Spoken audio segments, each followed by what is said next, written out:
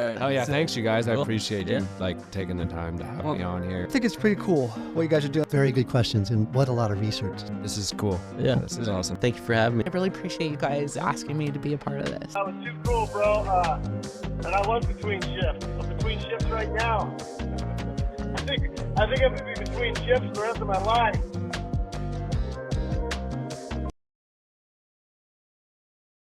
Welcome back to the Between Shifts podcast. Today's guest is a true local legend. He's been surfing the cold, sharky waters of Northern California for over 30 years.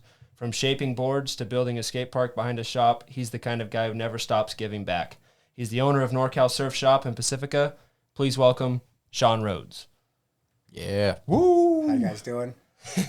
Good. Glad to be up in this little room doing this. It's warm here today. Brings back memories from the aqua days. It's fucking warm up here today. It is. It's hot. Damn. I'm gonna start sweating pretty soon. Yeah, I'm glad I didn't wear socks today. I never wear shoes. I'm a sandals guy. It's the business attire over there, huh? You know what? I want to connect with the earth a lot more, so you get that energy in your toes. Hell yeah! Did you check out the dog surfing show behind the shop? I didn't. I was in Tahoe at a wedding, but we tried to get out of town on that. Dude, that place it's looks crazy. It's hectic. It's like the OP Pro back in the 80s, or like it's crazy. And there's only like 10 dogs surfing, and there's thousands and thousands of people. I don't even think half those people even see what's going on. They're just there. Yeah. You You think that's one of the busiest that the beach gets? Every Pacifica year. in general. Yeah, I don't think the Fog Fest is bigger than that. Yeah. I don't know. I mean, the Fog Fest might be because it's a long, it's stretched out. Yeah. There's a lot of people. I mean, it was backed up all the way out of Pacifica at 9 in the morning. Fuck. That sounds brutal. Brutal. It's like our 1 year pumpkin festival here. Yeah. Don't even try to go to town. Yeah. No. Oh, yeah, the Pumpkin Fest is pretty bad, too. Yeah. Are you a big Taco Bell guy, being that close to? Every once in a while, I hit up Taco Bell because it's, you got to always hit up Taco Bell. Dude, the new bar is pretty pretty sick. nice. It's pretty nice. I haven't been there. The drinks there give me a headache. I had a margarita, and by the end of the night, I was like, my head was just throbbing. I was like, okay, I'm not gonna get it. So now I just go for the shit. Yeah, exactly. It's just pure sugar. Yeah. It's like going to Dutch Bros and getting a coffee. Fucking half the cup. I know. All right. Well, I guess we'll start off. I mean, where were you born? I was born San Francisco. Okay. Well, actually, no, I was born in Seton Hospital. Okay. Seton Hospital when I was a kid, Daly City, but I grew up in San Francisco till I was about 5, and then we moved to Sharp Park. Okay. I grew up in Sharp Park for a good, probably till 5th, 6th grade. Yeah. What was it like growing up there? It was a rough neighborhood. I was a fat little Jehovah's Witness kid, so I didn't get a lot of love from the roughnecks. But I put up with it. It made me who I am today. There was a lot of bullies and there was a lot of fighting and stuff, but it taught me how to throw down and defend myself. Yeah. Were you on east or west side? I was on east side. Okay. I was in the valley back by the Quonset hut. Yeah. Same side as Ian. Yep. Yeah. Back then it was just like every kid for themselves pretty much. There was like groups of little kids, and I wasn't in one of those groups. So when I'd roll down to the park, I was like, who's this guy? Oh, that's the Jehovah's Witness kid. Let's give him some shit. Exactly. So you grew up Jehovah's Witness? Yeah. Okay. Yeah. What was that like? It's pretty, got a lot of sacrifice. A lot of sacrifice with Jehovah's Witnesses. I think maybe in general, if you really want to go the God route, there's a lot of sacrifice, Mm-hmm. So, but they sacrifice a lot more. There was no Christmas, no birthdays, none of that stuff. It was a little bit hard in grammar school, but I didn't really care too much. Yeah. Never really bugged me that much until someone would say it or something. But other than that, I didn't really. I felt like it kind of drove me. It probably pushed me towards surfing because I wasn't allowed to do worldly sports. I couldn't get into baseball or football because I wasn't allowed to hang out with worldly kids. Oh wow. Which are just like you two. Yeah. And so I kind of gravitated towards surfing because of that. Because it was just something I could do by myself, and I didn't have to be a part of a team or something worldly. Yeah, and if you were around worldly kids, there was no way of really knowing. if they swore. Yeah. Right? Yeah. So if they swore, they're worldly. Yeah. Because Joseph and his kids were really swearing. Yeah. Until they got out of the church, and so. And was that 18 for you? 18 was when I was. Yeah. Okay. I was done pretty much. Maybe sophomore year. Okay. You know, we'd always pull me and my brothers would always pull the lose the shirt, lose the shoes, so we wouldn't have to go to the meetings, you know. So, you know, my mom and dad would go, look under your bed, and we're like, oh, God. All right, here it is. Put it on. Let's go. But, yeah, I mean, it taught me to you know, to pay attention to the ocean and nature in a funny way, just because, you know, I learned about God, and if, you know, whether people believe it or not, that system that, you know, you can go down.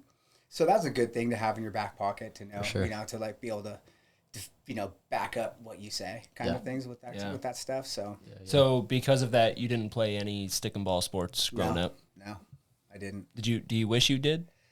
No, I wish I did, just because I'd like to beat a couple kids. Back in the day, for sure, because I was actually good. I was a good pitcher. Like the Terranova coach always wanted me to be the quarterback instead of the guy that was being it, and I won't bring up names, but he always asked me, he's like, you got it, because we'd play PE, and I was my team would always beat the other guy's team. And so, and it was because of me. I could hit a guy on a fly really good. And so he would always ask me, and I'd say, well, what's the deal? He's like, oh, you got to start summer, you got to practice all summer. And I said, do I have to practice all summer? He's like, yeah. I go, I'm not doing that. There's no way. Yeah. I'm gonna go surfing every summer. So I didn't play. But I don't know if my parents would have let me. If I really pushed, they probably would have let me do it. You know. Yeah. But you were still public school the whole time. Public school. Yeah. I went to Cabrillo. Then I went to Sharp Park or Pacific Manor, which is now Ocean Shore. Yeah. The north end of town, and then I went to Cabrillo after that. And then I went to Terranova. Okay. Yeah. Do you know the Gordons? Anthony and Nate Gordon are the two sons. They played quarterbacks. They were quarterbacks at Terranova. Anthony went on to play at Washington, and then went to the Chiefs. Oh, I don't think I did. Oh, okay. I was going to ask you if it was their dad, the quarterback that you were. Oh no, it wasn't. It wasn't. They're a cool family. They've been around Pacifica for a long time. Okay. That's like who I grew up playing against in sports. Yeah. Like when I was playing a Pacifica team, there was definitely a Gordon on the team. Were you Half Moon Bay? Yeah. Cougar? Yeah. Yeah, we had a big rivalry back then. Oh, yeah. Still to the day. Yeah, always. I mean, how could you not, right? Yeah.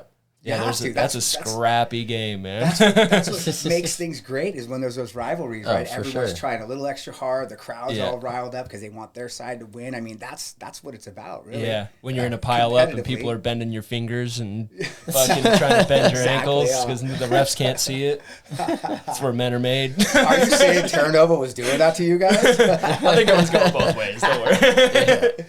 Yeah. And then, do you think being a Jehovah's Witness kind of shaped your work ethic growing up? It taught me how to sacrifice, for sure. Yeah.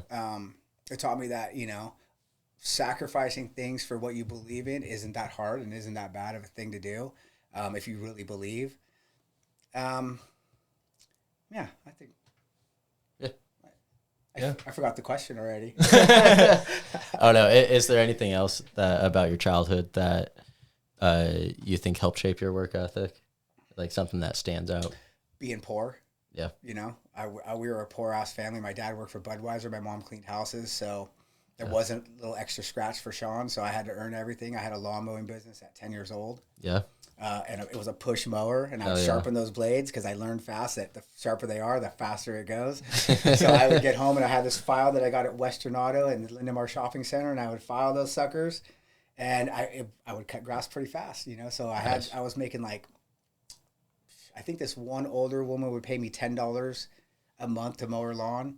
So, and that was pretty good money back then. Yeah. Most of them were like $2.50 to $5. But I had this one lady that I would talk to, and she loved me, and she'd pay me $10. Nice. And I had to hedge trim the hedges, or you know, the edge of the grass. Yeah. And she had the little thing, so she loved that she had the thing that I could use. So she just thought that was worth $10, and I was like, hell yeah, I'll take that. That's way better than 250. Exactly. Yeah. Yes. Well, you picked up surfing young and later got into skateboarding and snowboarding.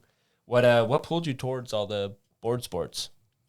I think it was initially just being, I grew up in a surfing family. My cousin Kevin, we hung pretty tough for a long time.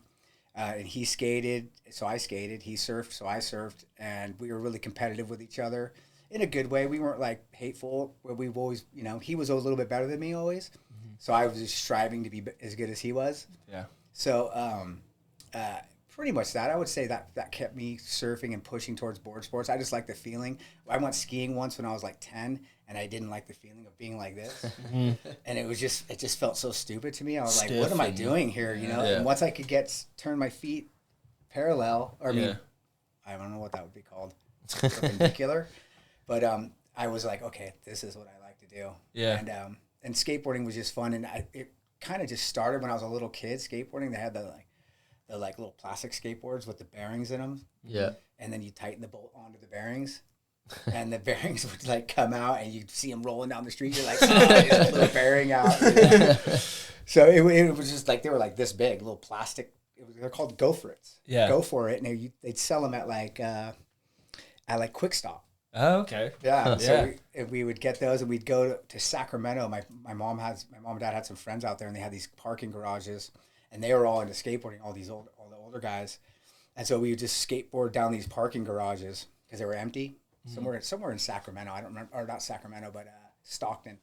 Okay. I don't remember where it was, but it was just, they had these long turns, and so I kind of got into the skateboarding there because I was just on my butt. Yeah. I was pretty little, and then once they got me to stand up, I stood up, and then I was like, oh, okay, this can actually help. Well, I think I was skating before I was surfing, really, because I was probably boogie boarding at the time, because I boogie boarded for like a year and a half before I started surfing. And then, but yeah, so once I got up on the skateboard, I think the skateboard made me try to stand up. And then some guy rode me as a boogie boarder. Like I dropped in on him at boat docks, and he just jumped on my back and surfed me. And I was so embarrassed that I was being ridden by some dude. I was like, oh, that's it. I'm not doing this anymore. And then the other one that got me to go was I was boogie boarding at 4 Mile back when I was like 11 or something. And I was just boogieing the inside, the little wedge in there. And this guy's coming down the line. I could tell he could surf, and he's like coming right at me. And I'm like, oh shit. And I and I ducked through the wave, and he just did an air right over me. And I looked up, and it was Kevin Reed, and he did an air right over me and landed. And I was like, oh, that's it. Yeah. I'm not on my stomach anymore. I'm standing up. So was it your cousin that you could say like got you into all of that stuff? Yeah, for sure. Yeah, we did everything. We skated. We skated every curve. We built a bunch of ramps. Yeah. What was the age gap there? I was like maybe almost a year older than him. Okay. So not much, maybe 2 years. Yeah. Let's see, what is it? I'm but 57. Grew up together. Yeah, and, 100%. Yeah. Is he in Pacifica as well? Yeah. Nice. Yeah. What's his name? Kevin Rhodes. Kevin Rhodes. Yeah. KR. Yeah. Yeah. You know KR. I met KR with my dad. Yeah. Everyone knows KR, but they don't know Kevin Rhodes. I've heard some pretty good stories about KR. Oh yeah, there's some stories about KR. Yes, but it was good growing up, and I was lucky when I grew up because there was a giant group of kids that we got to surf with. Mm-hmm. I don't know, there was like 15, 20 kids, and everyone was pretty good, and so there was a lot of competition. I felt like the surfing was better then at Lindemar Beach than it is now, honestly. Yeah. And so it was pretty fun. You go down I'd go to either Heckerman's house or I'd go to the beach house because Kevin lived at the beach house. For a long time, no one lived there. They built a house in Manor, so we had the beach house to ourselves. So we just had like for 4 summers, we had the beach house all to ourselves, and we just cook, and so it was like everyone would just go to the beach house. Yeah, go have some fun at the beach house. Exactly, and so and then we'd figure out where we're gonna surf. A little bit closer to you. All right. There you go. Should be good. Yeah, we'd figure out where we're gonna surf from the beach house, and it was a good and there was a good group of kids that always come and hang out. Some of them were milking it, but most of them were put back, helped out, dug underneath the house because Kevin's dad would always be digging underneath the house for another bedroom. So we'd be down there shoveling rocks, wheelbarrowing them out to the beach. You swinging the pickaxe down there? Yeah. Oh, yeah. Where's this beach house at? It's in Pedro, right there in the corner. Those houses on the beach. Yeah. His is like, there's the boat docks, and there's that little boat docks, and then there's a red house, and then there's Kevin's house. Yeah. And there's Sheila's, and there's a newsy, then bearish. My dad always said if he was going to live anywhere in Pacifica, it was going to be over there. Yeah. It's a sick spot. Yeah. You get to wake up, look right out at the ocean. Yeah. That's pretty damn nice. Dude, and there's, I've always been jealous of some of the guys that store their boats right there. Oh, yeah. Like, that's such a sick spot to just hop in your dinghy and, like, go out fishing. Where do you get to, like, get into boat dock and slide down Yeah. runners into the ocean? Yeah. Fishing, right? It's so cool. It's like something out of a movie, like in Italy or something. Yeah, definitely. You wouldn't think it'd be right at Lindemar, especially with all the swell that we get. You know, it's a pretty cool little corner. It's pretty well protected, considering you know where we live. Yeah, that was when my dad and I ran into KR. That's what he was talking about. He was trying to get a retaining wall built so that it didn't keep coming up onto his property. Oh, he did. Yeah, nice. they got it built. It looks good. They did a good job. Nice, yeah. Killer. Well, now was Neptune surfboards before the surf shop? I think I started shaping when I started surfing Mavs. I wanted to make my own boards. I wasn't fired up on the boards that I was getting. And he made me a couple boards, and they were really, really thin glass. And it was like you'd hit the chops, and it'd be boom, and there would be all this shock through it. And it just wasn't quite. It was still just a SoCal board, right? I knew we needed something a little bit more for Mavs. Nothing against MB. He made me good boards, but I knew we needed a little something more. So I just started to kind of get it myself, and I shaped my first gun for Mavs. Well, my first custom gun for Mavs. Me and Dick shaped it together, and so I started learning how to shape. And then I was like, oh, you know what, I can do this because I have hand-eye skills. So I'm like, all right, let me try to do this. And so I started shaping my own boards. So that was like right at the same time. I think I started the shop. Literally started working on that board with Dick, and then. Yeah, no, so I made that board I made that board like a year and a half before I opened the shop with Dick, because I had that thing in the very beginning. It was a 9.9 single fin. I still have it actually. Nice. Yeah, I think it was a little bit before, but I was SMR surfboards at that point. Oh, okay. I wasn't quite Neptune yet. It wasn't until later when I got together with Brent Hudson that we made Neptune. Nice. So I took my SMR logo and put it. You know, I had SMR and he had Hudson. We both made Neptune surfboards. Nice. Okay. Yeah, I pulled my fucking Neptune surfboard shirt out of my closet the other day. I was like, oh, no shit. Oh, it was my dad's old shirt. He just passed it down. It's like, damn. Hey, that's how it should be. Yeah. Want to get your business in front of a loyal local audience? Between Shifts brings coastside stories to life with real conversations, local legends, and plenty of laughs. Sponsorships include custom ad reads, shout-outs in episodes, and visibility across all our socials, all designed to connect your brand with engaged listeners who support local. Now please email betweenshiftspod@gmail.com for any inquiries. Thank you. I haven't heard anything about this, but... I was going to say, sorry, I wrote the question. But I talked to him earlier. He said it's all good to talk about. Yeah, I'm fine with that. Yeah. It's done. It's in the past now. Yeah, but you had a tough encounter with the park rangers. I read these questions and I was like, oh damn, he found out about that. Well, I mean, I guess just what do you want to talk about when it comes to that? What happened? Man, I think it was a combination of she's a hothead. This particular park ranger, and COVID. Yeah. There's never been a park ranger at 4 Mile Beach. I've been going there since I was 12 years old. Yeah. Always brought our dogs. Everyone brings their dogs. Yeah. I brought my dog, and I'd always have my surf leash as a backup leash, just in case I needed one. And so I'm coming up from the ocean, and it's like 6:15 to almost 6:30. And at night or in the morning? At night. Oh, okay. Right. Yeah. So the park rangers, and I knew they'd been there because of COVID. I'm like, why are you guys here? Like, oh, COVID. I'm like, what does that matter? Like, but whatever. I didn't really think about it too much. No one ever really hassled me about my dog, and I'd see them. They'd watch me walk by with my dog, and he's a good dog. I mean, he sits right. He's in the truck right now. He'll be right next to me. I mean, he'll go up and talk to people and say hi and stuff. But he's really right here.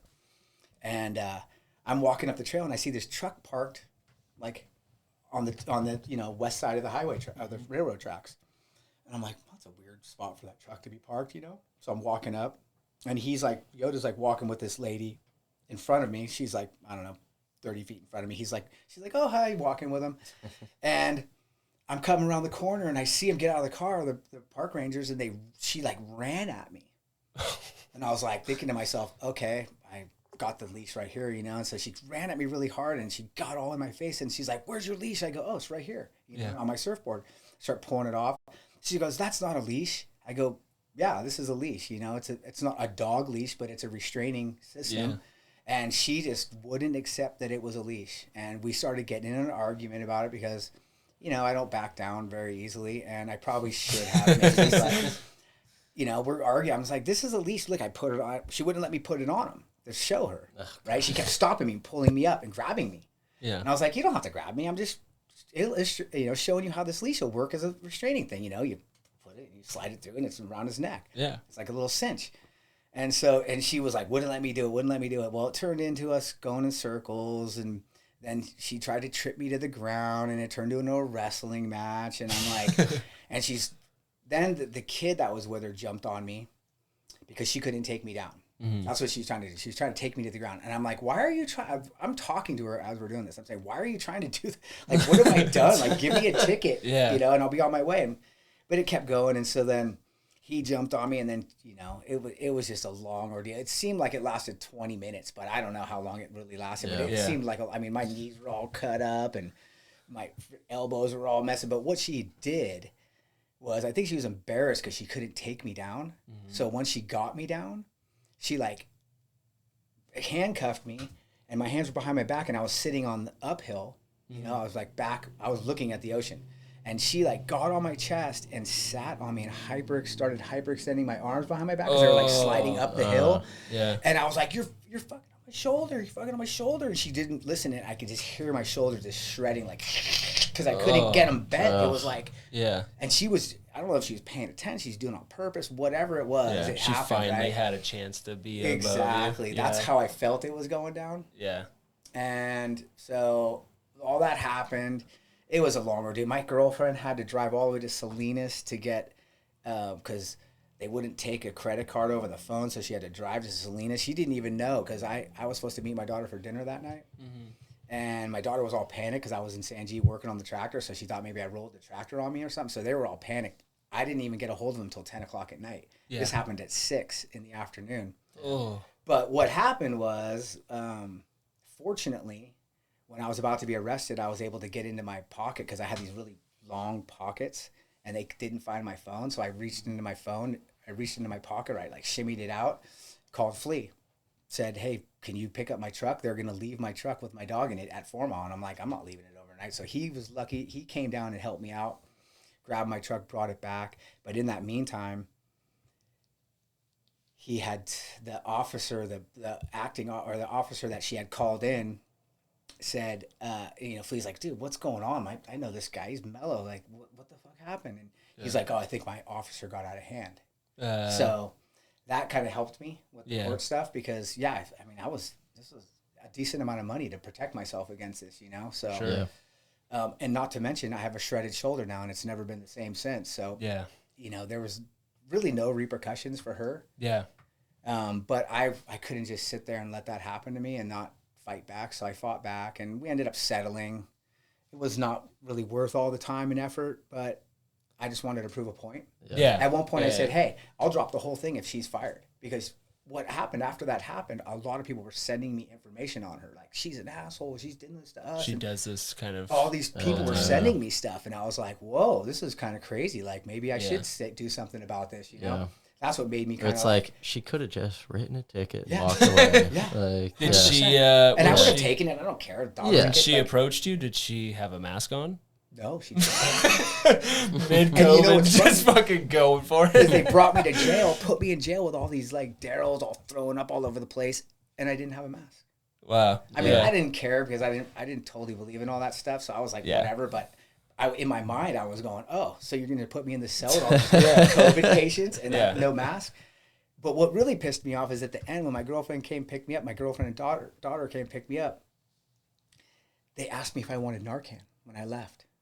They go, you want a can of Narcan? I said, do I look like a freaking heroin addict? Yeah. Are you kidding me? And they're just like, and you know what else they did? They took my DNA, which I've never had my DNA taken. So they took my DNA and they forced me to do it. Yeah. Whoa, She that's forced me weird. to do Put it. you in the system. Yeah. Yeah. And I fought to have that taken out. I wanted my DNA taken back out. Yeah. That's really weird. Right? Yeah. I'm like, I don't want my shit.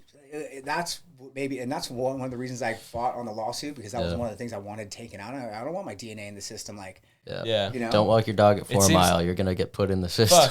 But it just seems like it's a pretty easy thing to win when she's approaching you because of COVID with your dog on the beach and like the leash issue, right? Without a it was mask. during COVID. Yeah. Yeah. And she doesn't even have a mask on. Yeah. So it's like at the height of COVID, everybody, especially government employees, had to have a fucking mask on. You know what? I don't even think that ever came up in anything. That's to be honest with crazy. you. Now that you say that, I don't even think that was ever a thing, you know? She's wrestling you without a mask. Yes. When we did the whole mediation thing with the judge on the day it was like gonna settle. I mean, this was like almost 5 years it took for this to all go down. Like first they gave me 2 felony charges. They were saying I was I assaulted an officer and Resisting arrest, right? And I was like, when did you say you're under arrest? Was my argument. I'm like, you never said I was under arrest, and what are you arresting me for? My dog off a leash? So Can you arrest me? You're a park ranger. Apparently they can. Wow. So apparently they have power. I mean, she had guns on her. So it was one of the... Oh no, she said because there's park rangers and then there's the park ranger. The park ranger. Yeah, She's probably the park ranger. Yeah, yeah. So as I was digging into this stuff, I found out that a good percentage of park rangers like her are cops or highway patrol that they don't make it because they have some kind of an issue. Yeah. So they turn into park rangers, and then they're those park rangers like you're saying. Yeah. So, nothing against her. I don't want to say anything bad about her, whatever. It's all in the past, but she could have handled it way differently, and I was pushing to get that, that part of the scenario in her head. Because when we went to court, she acted she told the judge that I was being unruly. She told the judge that I was being uncooperative. Wow. And I stopped. And I was showing her that I had this leash, and I was just proving her to all the stuff that, hey, you're accusing me of this stuff, and here it is. So how am I being uncooperative, right? Yeah. So it really was just because she couldn't take me to the ground. So that was the uncooperative part. I was supposed to just let her take me down.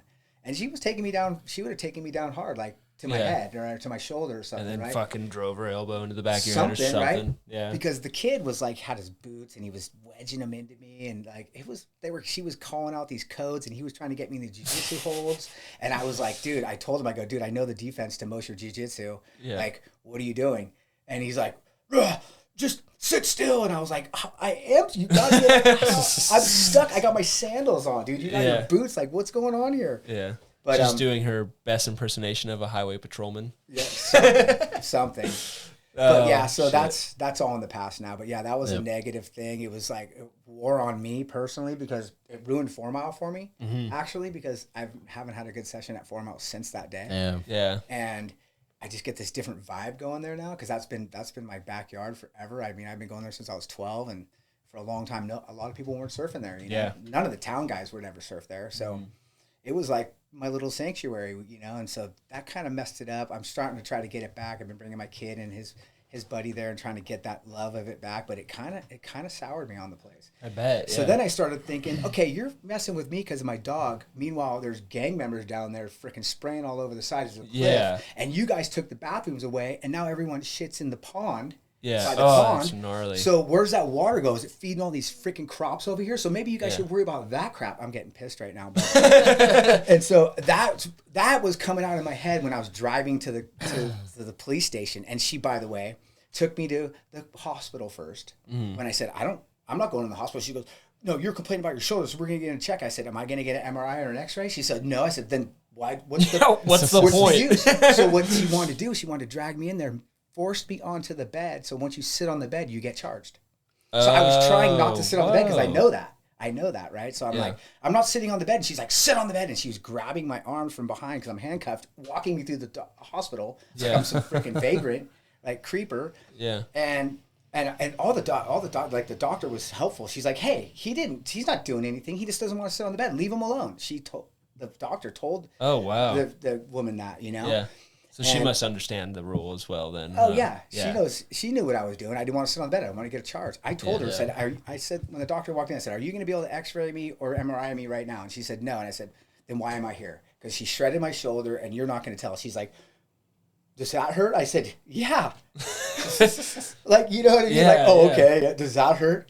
And it was just so ridiculous. And then she took me to the police station. She was training this guy, the kid that she was with. She was training him. So they were like laughing and chuckling. And it was such a pain in the ass. But then as I'm sitting in the prison cell, I'm like, I just had like a really bad session at 4 Mile, and then she just made it worse. And it hasn't been the same since. No, and it hasn't been the same. I haven't had a good session. I hit seaweed. Every barb's when I hit seaweed, it's like, oh my God, did I hex myself here? Yeah. Should I have just rolled over like a baby and just let her take me or take me down? Like, because I don't know. It kind of, I'm working my way through it. It's a heavy situation. It was a bad situation. And it just had to drag on for a lot of years. The DA was really weird in Santa Cruz, kept not showing up to the court cases. Whoa. They were trying to get it pushed out past this 18-month date so that there was like, I can't remember exactly what it was, but I wouldn't be able to do anything back to them. So it was the system was definitely working against me. Yeah, they 100%. Knew how to work it too. Yeah, and they're working it. So that was really frustrating. That gave me a rude awakening of the system, but whatever. We got to live with it. Well, you mentioned bringing your kid there. How old's your kid? 19. Or, what am I saying? 21. He just turned 21. Shit. Yeah. Nice. And you have 2 kids? 2 kids. Yeah, I have a daughter. She's 24, almost 25. Okay. Yeah. Nice. Yeah. She's our age. She would have been turned over. Yep. Yeah. She went to Bay up in the city. Oh, okay. Cool. Nice. Well, a bit of a transition here. But Mavericks is one of the most dangerous waves on Earth.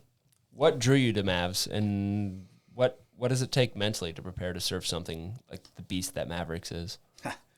Man, I don't know, really, to be honest with you. I was always scared surfing there. You had your days where you felt in tune with the wave, or like there was something special for you that day. Mm-hmm. You could just get into them a lot easier. Could have been the direction of the winds, but just that getting to that pinnacle in surfing where, we grew up charging bigger waves, like, there's Rockaway and Ocean Beach. So we were always trying to get like the bigger waves, the Point, Maury's Point. And then, so when Mavericks came around, we were like, oh my God, this is, it's like Anyo, but 20 foot. Yeah. And so we were just on it as fast as we could, I remember Clark, we were surfing the Point, and Clark rolled up and he's like, you guys got bigger boards? And we all had like 6'8". That was my biggest board back then, was a 6'8". And he's like, and we're like, no, we just got these 6'8". And he's like, get yourself some bigger boards for next year. We're at Mavericks. And he said Pillar Point, I want to say. Maybe he said Mavericks, I can't remember. But we were like, what? Because Jeff back then you never knew what you were going to get out of Jeff. We didn't know if he was lying or, bullshitting us or whatever. Because, we were the kids. So the older guys always bullshitted us a little bit. So we were like, was he believable or not? So I ordered a board from MB and for the next year, and I got that thing, and then I paddled out with Jeff. The first day it was like onshore, windy, like 10, 12 feet, but just really like a lot of waves, it was a constant swell, and I got denied at Mushroom Rock, pushed all the way down to freaking inside Blackhand. Holy shit. And I was like, oh my God, I just got mauled. I didn't even get out to the peak. and so, but that made me, getting denied like that and seeing Jeff just get over one, and I just had to bail my board and just got slammed. Like, I don't know, the channel was just really lit up. It was like onshore, but I think it was like a west-northwest, but a little bit more western, so it was just coming right into the channel, right into Mushroom Rock. Just denied me. And I was I was a pretty good paddler, and I could duck my boards and stuff, and I was like, okay, this can't happen. I can't get denied at this place. I spent a lot of seasons never getting denied at OB. Like I could always get out at OB. A lot of people couldn't get out at OB. That's a hell of a paddle out. Yeah, and so I was like, I cannot be denied at Mavericks. So I got the next time it broke, we paddled out, and I was like, oh, this is a much easier paddle out, because it wasn't that really close interval. Same swell direction too, and the same swell direction, yep. So and then from then on, I was just pretty much hooked. It wasn't. I don't think it was about training. I mean, we did a lot of diving, we did a lot of running and bike riding, hill climbs and stuff. So but that would be just for normal training of surfing anyway, because we were pretty competitive contests and stuff. But it was just about finally having that dream, you draw that picture, the perfect Anyo A-frame, and there it was. Yeah. So how could I not go surfing? Yeah. And I had a good crew of guys that all charged and wanted to push each other, like Ambrose, Kibblewhite, Heckerman, Rod Walcha. There's a couple other guys too, Jeff Clark. We surfed a lot with Jeff Clark. And then the Santa Cruz guys found out about it, I think, like, the next year, like 90, maybe the winter of 91 or 92. And then once they came out, because we were already really competitive with Santa Cruz guys, because, they got so spoiled. They got these perfect waves. So we always wanted to beat them, right? We're like, God, guys, they've got such good waves. We got to beat those guys. So when they started showing up at Mavs, we're like, okay, that's it. We can't let the Santa Cruz guys come up here and this is our wave, right? So we would get really competitive with them, but it helped us all push the limits. We all surf better. There was no like hatred, or there was a little bit of animosity because we were all kids back then and like, oh, fuck that guy, or whatever. But for the most part, we were all pretty good friends and we all looked out for each other. There wasn't rescue vests or rescue sleds. You're on your own pretty much. Just a suit and a surfboard. Exactly. Yeah. How many years do you think you like charge Mavericks consistently? It was like from like 90, winter of 90, I think it was maybe 89, 90 winter to 2010. Wow. So, I mean, I wasn't surfing it that much in like 7, 8, 9. That's why that 2010 one was like a bummer for me. But I was trying to get out there as much as I could, but I had like, once I had kids, a lot of it changed for me. Surfing big waves wasn't as important to me. I felt like I had a responsibility with my kids, and I didn't want to leave them alone in the world, So I was like, I always had that. I always never thought I would die at Mavericks. I was never like, oh my God, I think I could die at Mavericks. I felt like I could always pull anything that really got thrown at me, but you never know. So I just like slowly started kind of fading off of it. Probably like 7 and 8. Yeah. And I think when it was the first Mavs contest, it was like 04 or something, 03, 04? Something like that, yeah. Something like 2023 or something like that. I think the last one was it 2014? 14 probably. 14, somewhere in there. They rented that whole fucking harbor. They had the big thing in the harbor. Yeah. Kelly Slater was in it, and it was like a big deal, and then they stopped. Yeah. But I don't know when the first Mavs contest was.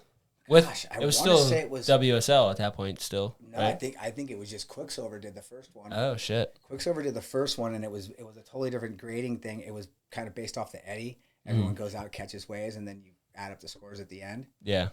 I kind of liked it like that.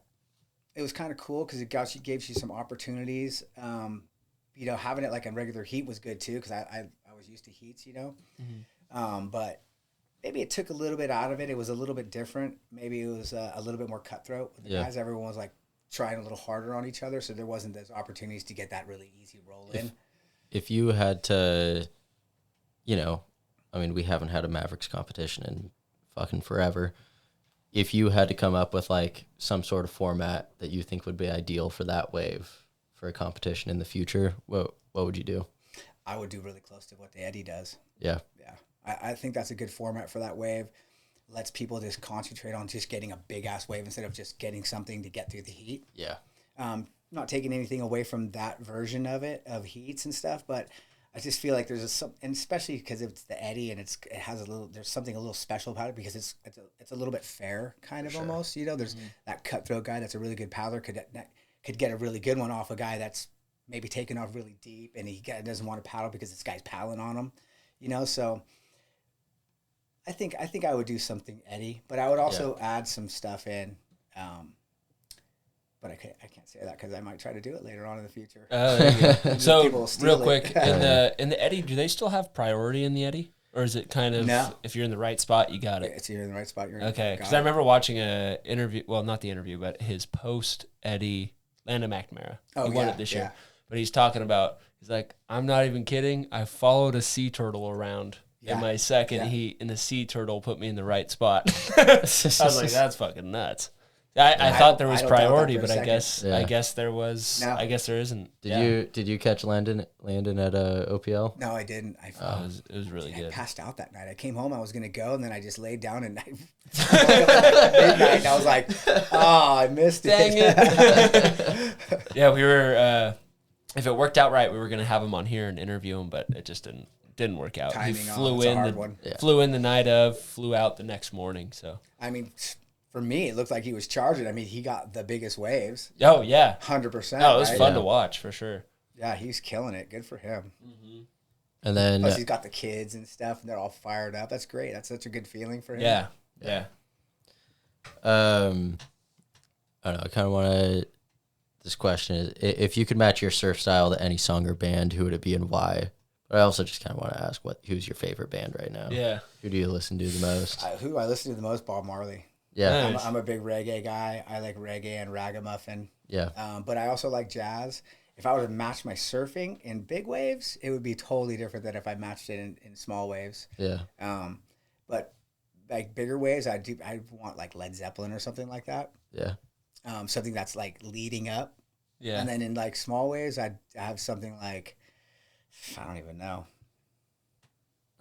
kind of like some raga. Like we did a NorCal commercial a long time ago. It was on MTV. Cost me Really? like $15,000, and it was on MTV during the weekdays from like 11 to 3 in the morning. That's pretty Damn. sick. Right, and Yeah. it was a cool video, but I did it with raga. I had this raga beat that I really liked, and we did all the clips and stuff, and I put all my random friends in it, and we did. It was a pretty cool little commercial of skating. You had surf skate, Yeah. a little bit of snowboarding, but we didn't have any snowboard footage, so I stole some.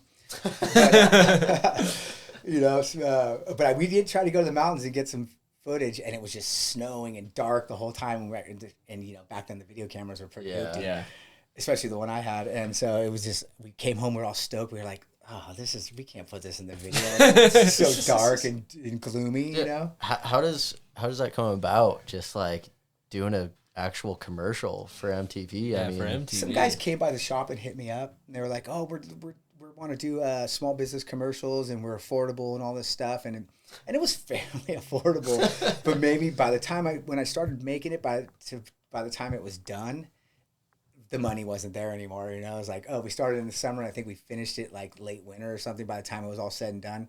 And we paid for it and everything, but it was like, did that really bring me anything? Yeah. There was a couple random people who said, oh, I saw your video. You had a video on, a commercial on MTV.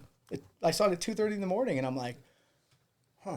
So I'm thinking to myself, how many people are up at 2:30 in the morning? On a weekday. Yeah, exactly. Yeah. It's like, oh, are those the ones that are going to come steal shit? Yeah. Well, it seems like you've done a lot of traveling, whether for surf or just for pleasure as well. But where's been your favorite place to travel? Bali. Bali? Yeah. Bali's a great place. I had a lot of friends there. And there's just so much different terrain over there. You know, I started off on Bali. I kind of went over there with the Santa Cruz boys. We went out to Lombok back in the day when Mark Taylor, Munster, owned a palapa out there right in front of, right at... Munster Jack? Mark Munster. Munster Jack's the guy that plays cornhole every week, and he's from Pacifica. From really? Pacifica, but Yeah. he's just always stoned to the bone. Oh, no, this guy's from Santa Cruz. Play some Ozzy Osbourne. What do you guys have, cornhole tournaments down here? Yeah, Oh, do you and really? there's this place in the harbor called Blue Ocean Brewing. Okay. Every Thursday night, there's Oh, a really? cornhole tournament. Yeah, Oh, $10 shit. buy-in. It's pretty I might fun. have to come down. Oh, dude, come down. Smoke Yeah. you guys down here now. Do it. Yeah. We'll reignite the P-Town versus HMB fire. Oh, yeah. It's funny because we've always had that little rivalry, and we did the remember when the game was going, that thing, the game. So we had a game, and it was EG against P-Town, and In surf is In what surf, you're talking. yeah, Yeah. surf, Wyatt yeah, was surf. talking about the organization of all that. Yeah. and EG beat us. And I swear to God, those guys have never let that go. And we want a probably rematch. never will. We want a rematch. But no, it was fun. It was fun surfing. You know, we didn't have all of our guys, but Jogas surfed for us. Oh, Jogas really? surfed for Really? P-Town. The Montero boys I know, switching back up. in the day, he Wow. used to surf with us a lot. It was Jogas would come up to Lindemar, and we'd surf together all the time. So Jogas surfed with us more than Yeah. he did with a lot of his friends. So Damn. when it came down to the day, he surfed with us, and I know all the boys were pissed, and we were just like, we got Jogas. Where'd you guys started that competition at Kelly? Yeah. And then went to Montero And then because we went Kelly to got it all Montero. blown out. Yeah. Yeah.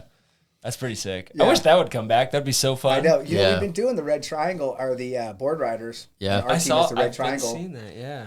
And it's been pretty good. It's hard to get all the guys, like all your best guys together at the same time to go down there and have like good guys in each division, you know, because the Groms are what set it off. And if you have a good Grom team, like Santa Cruz just gets way ahead because they got a great Grom team. Their Grom team is ripping, and they score a lot of points, and their girls. I mean, not taking away from any of the other boys, they all ripping, but their girls and their Groms set them off, and then it kind of gets the older guys amped up. Like Mel's ripping at a couple of them, and all the boys are ripping pretty much. Yeah. So, and you know, they're the because team you guys to beat. do like cumulative points. Yeah, exactly. Each side. So 4 guys go out, you know, or 4 guys go out, or 5 guys, and it's, you know, then you come in, you got to get all your guys out within an hour. Yeah. Okay. And then back in, whether sometimes you got to run up the beach and tag something, or most of the time, like when it's in Santa Cruz, they don't want them running across the reefs hurting themselves. So as soon as you motion going in, the next guy paddles out. Yeah. And then you got to like come in before it's over to score. Like they'll take a half point off or something, you know. So it's been pretty fun. It's a fun thing. Yeah, that'd be a fun one to bring back though, because it's EG versus P-Town. Exactly. Like that, yeah. that's cool. As soon as you start incorporating Santa Cruz, then you get too much talent. We have great talent, but it comes in waves. You know? Yeah, exactly. Yeah. It is. Yep. It does. Yeah. Where But we we always loved beating Santa Cruz guys, and they hated us beating them. So it was fun. It was fun. I mean, I don't know if they cared that much, but you could tell there was a little bit of, you know, when they come up to Lindemar for contests, you know, all the boys would go hard as we could, you know, because we weren't letting Santa Cruz beat our at Lindemar, you know. Yeah. And so back in the CSA days, I think that's where kind of the rivalry started. Because the Santa Cruz boys would come up and surf in the CSAs, and most of them were up here, like at Kelly or at Lindemar. I think it was either Kelly and Lindemar. We had a Kelly one that was like all time Kelly Street. It was like rifling 5 to 6 foot barrels all day long. Kelly's way gnarlier than it looks. Yeah. Oh yeah. It's sick wave. it gets heavy. Yeah. This is not on here, but I just know that you've had a big hand in sponsoring some young Pacifica guys over the years. And I mean, like, from guys that I know, like Koa, and like Dane, I mean, just rippers. And like, I don't know, it's something that you don't need to do, but you obviously love doing it. I love doing it. And it's so cool. I mean, how do you find these kids, and I mean, how do you like supporting them and getting them out there? I just love surfing, and I love if someone can like follow their dream in surfing, because you know that was something that I wanted to do. Yeah. And for one reason or another, it just didn't work out. You know, it's hard to be a pro up here. Yeah. Like Santa Cruz is kind of the cutoff, you know, for a realistic pro. They got waves, you know, pretty consistent waves, but there's just a lot of talent that rises themselves up. So for a guy to come out of Pacifica or Half Moon Bay and be pro, I mean, I'd be all behind him. I'm behind Dane right now. I make his boards, and we help him out with contests and stuff. So we help him as much as we can. I just like to see Groms ripping. If they can rip on my board, great. If they can rip on another board, great. I love watching good surfing and good skateboarding. Yeah. It's one of my favorite things to do. Snowboarding's fun, but I don't have as much love for snowboarding as I do I mean, I love doing it, but I don't have as much fun watching it as I do skateboarding and surfing. Yeah. Especially skateboarding. Like I skated for a long time. I really loved skateboarding, but it started just taxing me, my wrist and my ankle, you know. And like it's all well, like watching somebody that's really good at surfing catch an insane wave, like of course it looks sick. Yeah. But watching somebody that's really good at skating, like if they're in the big bowl at Pacifica and they're like going off and connecting a sick line, like I think it's cooler. Well, it's insane. A lot more consequences. For sure. Right. Yeah. So that right there puts it at that level where it's like a Mavs level, because you're in a 12-foot cement bowl. Yeah. No pads, no helmet, and you're cracking freaking fakey bone outs and right back in. It's like, what? I love watching skateboarding. Yeah. If I get to build this new shop, I'm gonna have a big park in it. It's gonna be part cement with a stair set, because I love stairs. I've never been able to do stairs right. I was always a little bit too heavy and scared. I didn't want to hurt myself for surfing, so I just kept myself on the edge of skateboarding because my main thing was surfing. Yeah. And so, but stairs and stair sets and handrails, I love watching that. I could watch that shit all day So long. gnarly. Yeah. It's gnarly. So I'm gonna have a stair set in it, a 6 stair set with. I don't want to say this, but interchangeable rails. Oh, I'm that'd be gonna say. sick. Yeah. Damn. Interchangeable rails. Where are you looking at a yeah. new shop? Right behind the property. Right behind the shop. I bought this property 17 years ago, dude, and I've been battling. Is that what the ramp is on? Yeah. And now the Coastal yeah. Commission. I've been in the fight with the Coastal Commission for 7 years Wow. to build this thing, and it's just the biggest joke of every. You can't imagine what these people say and lie about. It's pretty nuts, and to stop someone who loves the ocean more than they do is ridiculous. It's all over some frog and the Royal Willow, Royal Willow, right? They were just cutting the Royal Willows out at the jetty. You see all those Royal Willows they cut down for that walking trail? Yep. Oh, but I can't put my building within 60 feet of them. Oh gosh. Right? It's And is it the red-legged frog? and the red-legged frog. Yeah. But, so I got the combo package, right? I'm like, oh, we got the willow. But you know what? It's funny because the red-legged frog won't live in the willow. And it won't live in like 75% of what's in this culvert next to my property. Yeah. But there's people that plant them. There's a guy that's been planting them in there, and I caught him. I saw him, like, I was like, he's had this bucket. And I was like, what's this guy doing, right? And he had a little van again. He's one of those freaking traveler knuckleheads. He supports Traveler. And I don't know if you guys know where Traveler's surf right next to me. Yep. I don't know if I should say knuckleheads, but I did. And so he'd been planting them there. So I followed him home.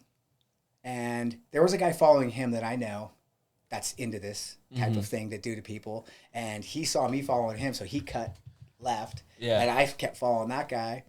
And he went up right by my friend's court. This guy kid that I grew up with, Chris Ward.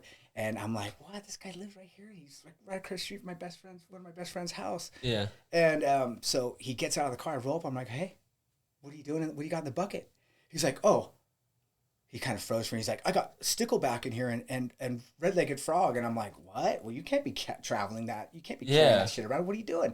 He's like, oh, the egrets eat the stickleback and the red-legged frogs out of that culvert. So I'm replacing them. I'm like, well, the reason they're eating them is because a red-legged frog and a stickleback needs 18 inches or more to get away from a egret or a cranes. Yeah. So legally, it has to be 18 inches or deeper for a red-legged frog to exist. So he's basically murdering red-legged frogs in the name of environmental justice, right? It's like it's the craziest thing. People wouldn't believe me. They're probably not going to believe me if they hear this. They're going to be like, "This guy's full of shit." But I'm not. It's dead serious. And I caught him. So then I went and got my kid's drone, and we flew his little Apple drone into the backyard. And there it was. He had a little pond covered up by these tarps. Oh, wow. And He was red-legged frog. Oh yeah, he was growing them in there. Oh, He was my breeding them? gosh, Breeding dude. Oh my god. Yeah, so he's You gotta breeding hit them that. in there. You could hit that guy, dude. You could run a business. Anybody that wants to stop construction anywhere, I know, like, you could just 100%. sell Yeah. a couple of these A bucket things. full. Yeah, The red-legged frog creepers, right? dude. But yeah, so it's pretty funny what people will do to stop someone else from being successful. What I feel like it's doing, what's going on right now, because if you believe in God, you believe that if you're doing good things with your money, people are always going to want to fuck you up. And so I feel like that's what's going on right now. These coastal commissioners have lied, cheated. I've got emails. I've got a lot of stuff that says that they're just complete lying cheats. Yeah. But the system is crooked, and so you got to bend over really hard before you get the prize. You know what I mean? Yeah. So I'm So just going through that. Did they throw a fit when you had the old skate park back there too? The city was trying to find me. Yeah. Oh, yeah, they wanted me to tear it down. I had it in my backyard of the shop. At first it was really cool. It has a tight little thing, and then the landlord was like, I had insurance for it. I had all insurance, and the landlord said, I don't want that back there. You can't have that back. So I had to tear that down. So then I moved it over onto the property. I had it there for a while. And then the city started giving me a lot of crap. They were going to try to start fining me because it was a structure on my own property that I don't have a permit for. So then I tried to get a permit for it, and then they wouldn't allow me to have a permit for it. So I was like, oh my God, all right, whatever. So I'll tear it down. So I tore it down. Yeah. Unfortunately, because that was a sick ramp. That was sick. Right? You had the half pipe, Yeah. but then you also had the little the run. It was like a The little quarter pipe thing, or you had the like weird a wall. I don't know. It was like it was a ramp down into another ramp, and then you had something else over there. I don't know. I was really little when I was in there. I remember might not even have been there. Let's see. But you had the half pipe, and then to back closer to the shop was there like there was a shorter half pipe, but it was a whole width of it. Yeah, it had a spine in it. Yes. Yeah. Okay. Yeah. That's what I'm thinking of. Yeah, I loved skating spines. When I was skating, there was a guy in Ballymore that had a ramp all the way in the back and had a sick little spine. Yeah. With a channel and a little tombstone. And so that spine was just like, you could just go up and transfer. Yeah. Once I started learning the transfers, like backwards, and it was like, oh, this is so much fun. I love Did you spines. ever skate the spine at Spotty? Where? At Spotty, the DIY skate park in Moss Beach. Oh no, I never did. Did you ever skate there? I never skated there. Oh, that was kind of man. out of my skating time. Yeah. By that time, I was like, okay, I want my wrist, because between snowboarding and skateboarding, my that's wrists pretty heavy. Yeah. That was always come back to school time. My dad was always like, okay. My mom would load me up, go shop, and we'd go to like some mall somewhere. Yeah. Then my dad would be like, all right, we're going back to school shopping. Let's go get you some shoes at NorCal. And then we'd run. Yeah, Dad. My dad would run into you, and then you'd be like, take him out back. Go check out the park. So we'd go out back and look at the half pipe and the little spine area. Yeah. I was like, damn, that's fucking cool. That was a cool thing. I really liked it in the backyard. It would have been perfect. Yeah. Kept it there. But, We had that one once I skate put it contest back there- too. Yeah. Yeah. King of the Coast. King of the Coast. Somebody yeah. just sent that to me the other day, and I started watching, and I was like, Kurt. God, I love, Kurt. He did a good job filming that. Did I a didn't realize really that good was job. there. Yeah. I never saw that. So I saw it, and I was like, oh, I was just watching it. I watched it all day. Yeah. My chick was like, what are you doing? What is that? I go, it's skate. I just love skateboarding. You know? Yeah. Especially Jay Bro. Jay Bro skated really good. I tried. So we were doing, what's the contest at Huntington? In the actual league, what's the No, league? it's a regular contest, but it's the For skate. for skate. It was wasn't skate league. It was something else. I don't know. But I think it was Vans Warped Tour. So it was Vans Warped Tour. Jay Bro, I entered him in a bunch of contests at the Vans Warped Tour. He won all of them. He beat all the best skaters, like smoked them. Yeah. Right. And I was just like, dude, this has got to be your thing, dude. You're just so smooth. You got the sickest style, and you're fast. He had the backside and frontside Smith grinds, which are my favorite. Mm-hmm. And he just had him wired. So when we went to this contest, he didn't go. 2 years in a row, he didn't come with me. And I'm like, dude, what are you doing? There's all these chicks. Like, you're tripping, dude. There's so many girls down here. They'd be loving you. And he never came. But this guy was doing, there was this, it was kind of like I had on the high side where it had a step back to that cement. But this was like a whole, I don't know, it was maybe 15, 20 feet long. Mm-hmm. Had a coping, and then a deck, and then behind it had another wall that went behind it, but it was it was pull coping, so everyone was trying to Smith grind it. Yeah. And this guy, this really tall guy, good skater, but he was trying to Smith grind that thing, backside, frontside. He couldn't get it because it was pretty far, like 15 feet. Yeah. Jesse would have done that thing 2-3 tries. I was just looking at it going, these guys are all trying to do this so hard. And Jesse would have whipped it right through there. They would have been like, and he would have reverted out of it. And I would have been like, I was just like, I called him. He wouldn't answer. I was like, freaking Jay, bro, just freaking answer the phone right now. You just got to rub it in right now. Because he could have mauled this contest. You should fucking be here, dude. Exactly. And so we, at the time we had Koa. And then we had, did we have little Dane? Dane was skating a lot back then. Yeah, Dane skated a lot. I don't know if Dane. No, it was Luca. It was Luca. Yeah. Before he was like Luca, right? Yeah. But he was still skating good. He was just a little kid. But I just was watching my team skate against all these like heavy guys, like the Grayson Fletcher, and all these guys. Dude, and I was just he is ripping now. Dude. He was So ripping fun to there. watch. Actually, he was his ollie stale fishes were sick. I mean, that's one of my favorite. I love the stale fish. I just love grabbing back there because that's snowboarding thing, you know. Yeah.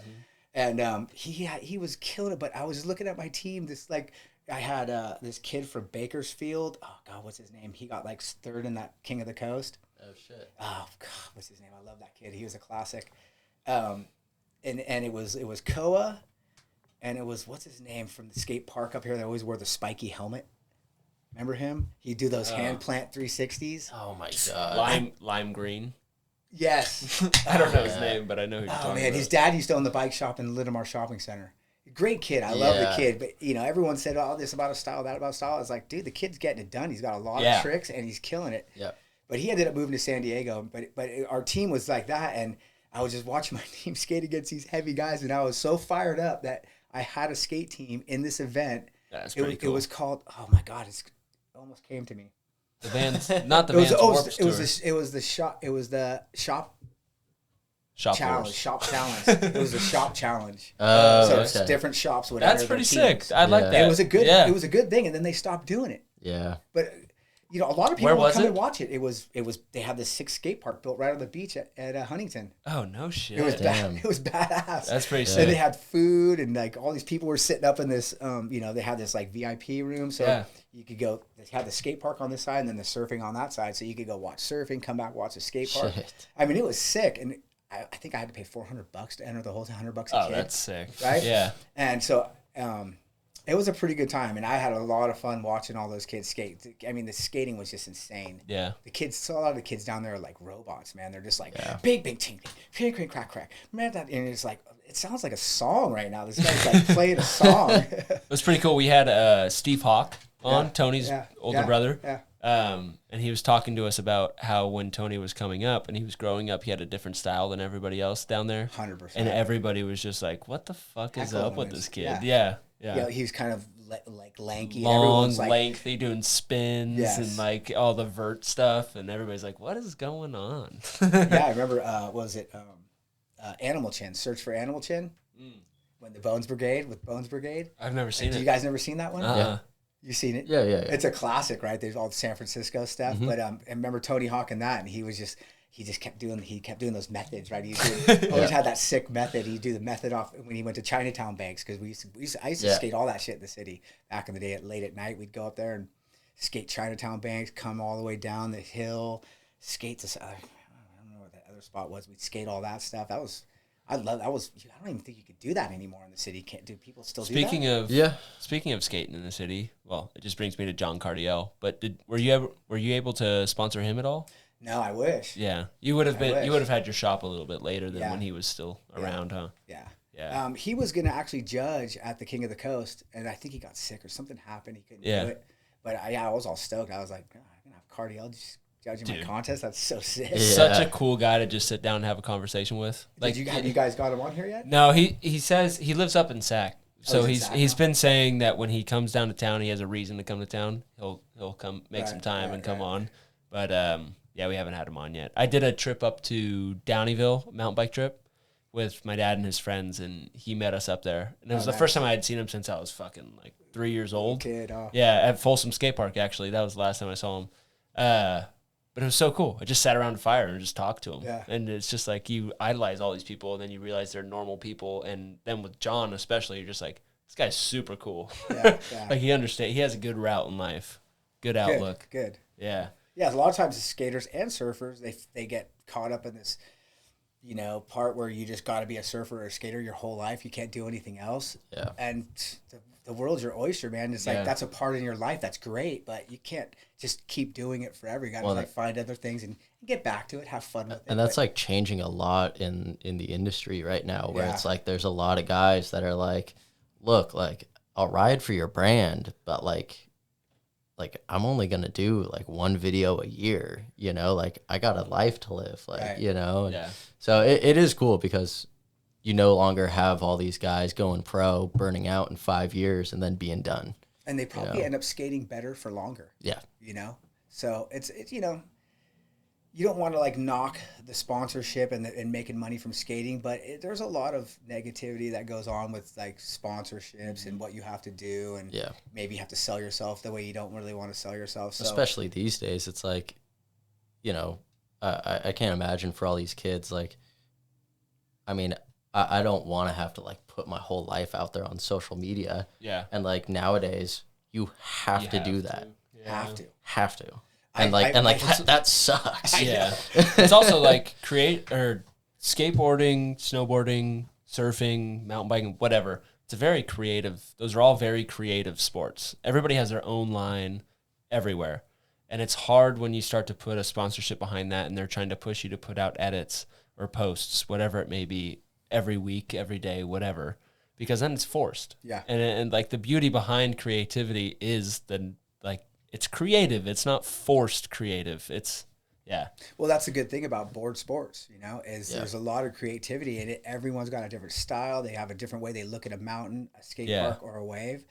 And I think that's what the beauty of those sports is. And when you go back to when you asked me, like, what made me want to go that way, that's it right there. There's so much more creativity. Not taking anything away from skiers, but I just feel like it's a little bit more creative because you're more like drawing these lines with your 2 feet instead of your heels or your toes. Yeah. So I don't know. I don't want to. I don't know. Talk shit about skiers. Yeah. Come on. Skiers. You know what? They didn't let me into what was it? Alpine for so long because they wouldn't let snowboarders into Alpine. Oh yeah. So it was only skiers for the longest time. And once they opened Alpine, I was just like, I was on Alpine all the time because I used to be a Homewood guy. Homewood's sick though. Homewood's sick. Yeah. Homewood is super fun. I just called them actually yesterday because they got season passes. This is like $1,100 for a season pass, and I was like, and they opened back up because they closed for a minute. Yeah, they closed last year for a minute, and I thought maybe I was hearing rumors that they were going to close down. That was it, and some private guy was going to buy it up, but they opened back up. I'm like, ooh, because I have a house by Sugar Bowl at Donner Lake, so I go to Sugar Bowl mostly. I love Sugar Bowl, but now Homewood. Again. Wait, so what? $1,100 for a season pass is kind of pricey. It's a little pricey, but dude, they're like, it's a sick mountain. Sugar Bowl one is $1,500. Yeah. Oh, okay. But that's no blackout days. That's nothing, Yeah, that's every. But when every I first day. started going there, it was like $650. Yeah. So which is like what an Icon pass is around now. Yeah. We were talking about. We were up at Dodge Ridge this past weekend for a mountain bike race. Okay. And we were talking about how awesome a smaller mountain is because you can do these lines multiple times and you start to find a rhythm in it. And you can start, like we're talking about, the creativeness behind board sports or just any action sport in general. But having your own special line, your own hits, your own little, like, your own style, I guess you could say. Like David rides a trail way different than I ride a trail. It's fun to watch. Yeah. But the smaller mountains in snowboarding, skiing are pretty cool. Like Homewood is one of my favorites. And it's got a lot of terrain for a small mountain. And it's got a halfway down bar. Mountaintop bar. That's pretty sick. And you're skiing, you're boarding towards the lake. And it's pretty sick. Like, I love when you come over that edge and you're just flying through there. Yeah. It's such a good view. Yeah, and that, if it's not really crowded, that straightaway mountain, man, you can get going fast. It's a pretty fun mountain. And then you can cut off. I like that big bowl. What's it called? Hobbitland? Something like that, yeah. If you go around the other side, it comes down into the bowl. But there's like, you know what? I found it back in the day with Jason Johnson. Me and Jason Johnson were boarding, and we cut off like halfway down, like almost at the other lift. We cut over, and we just got into this spot that was like, trees were like, it was buried. It was a lot of snow, and the trees were probably sticking up like 6 feet. But they just had these big like snow things on them, because there was a lot of wind, for the storm. And we just hit this run where we couldn't find it again.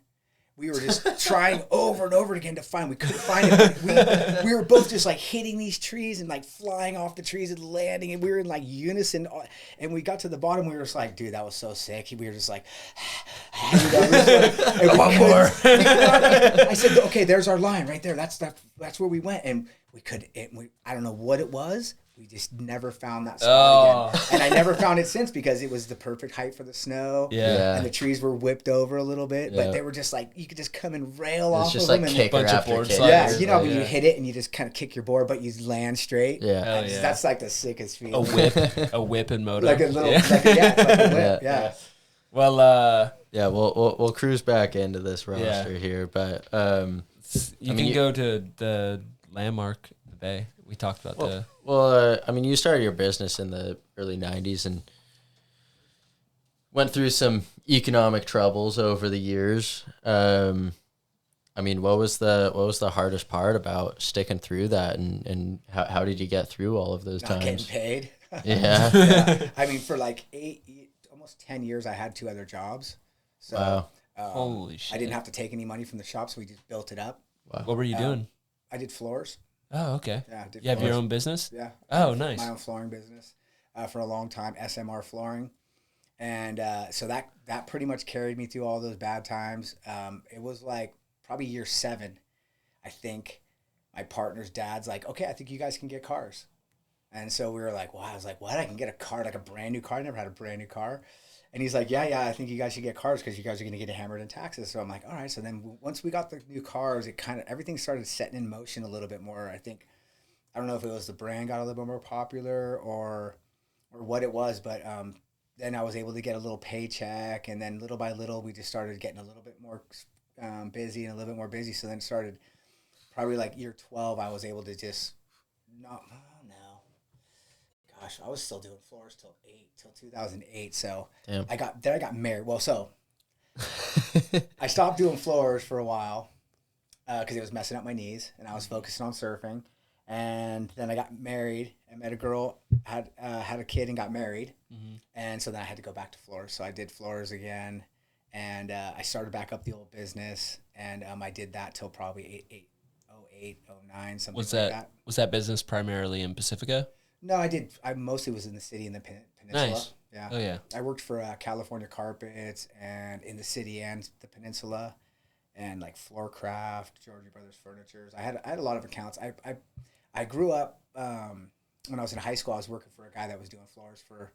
I was like, I do it on the weekends or my days off or from school or whatever, and I'd work with him. And I kind of liked working for myself. I never really worked for anyone else. I worked for Berkeley Farms for like 3 weeks.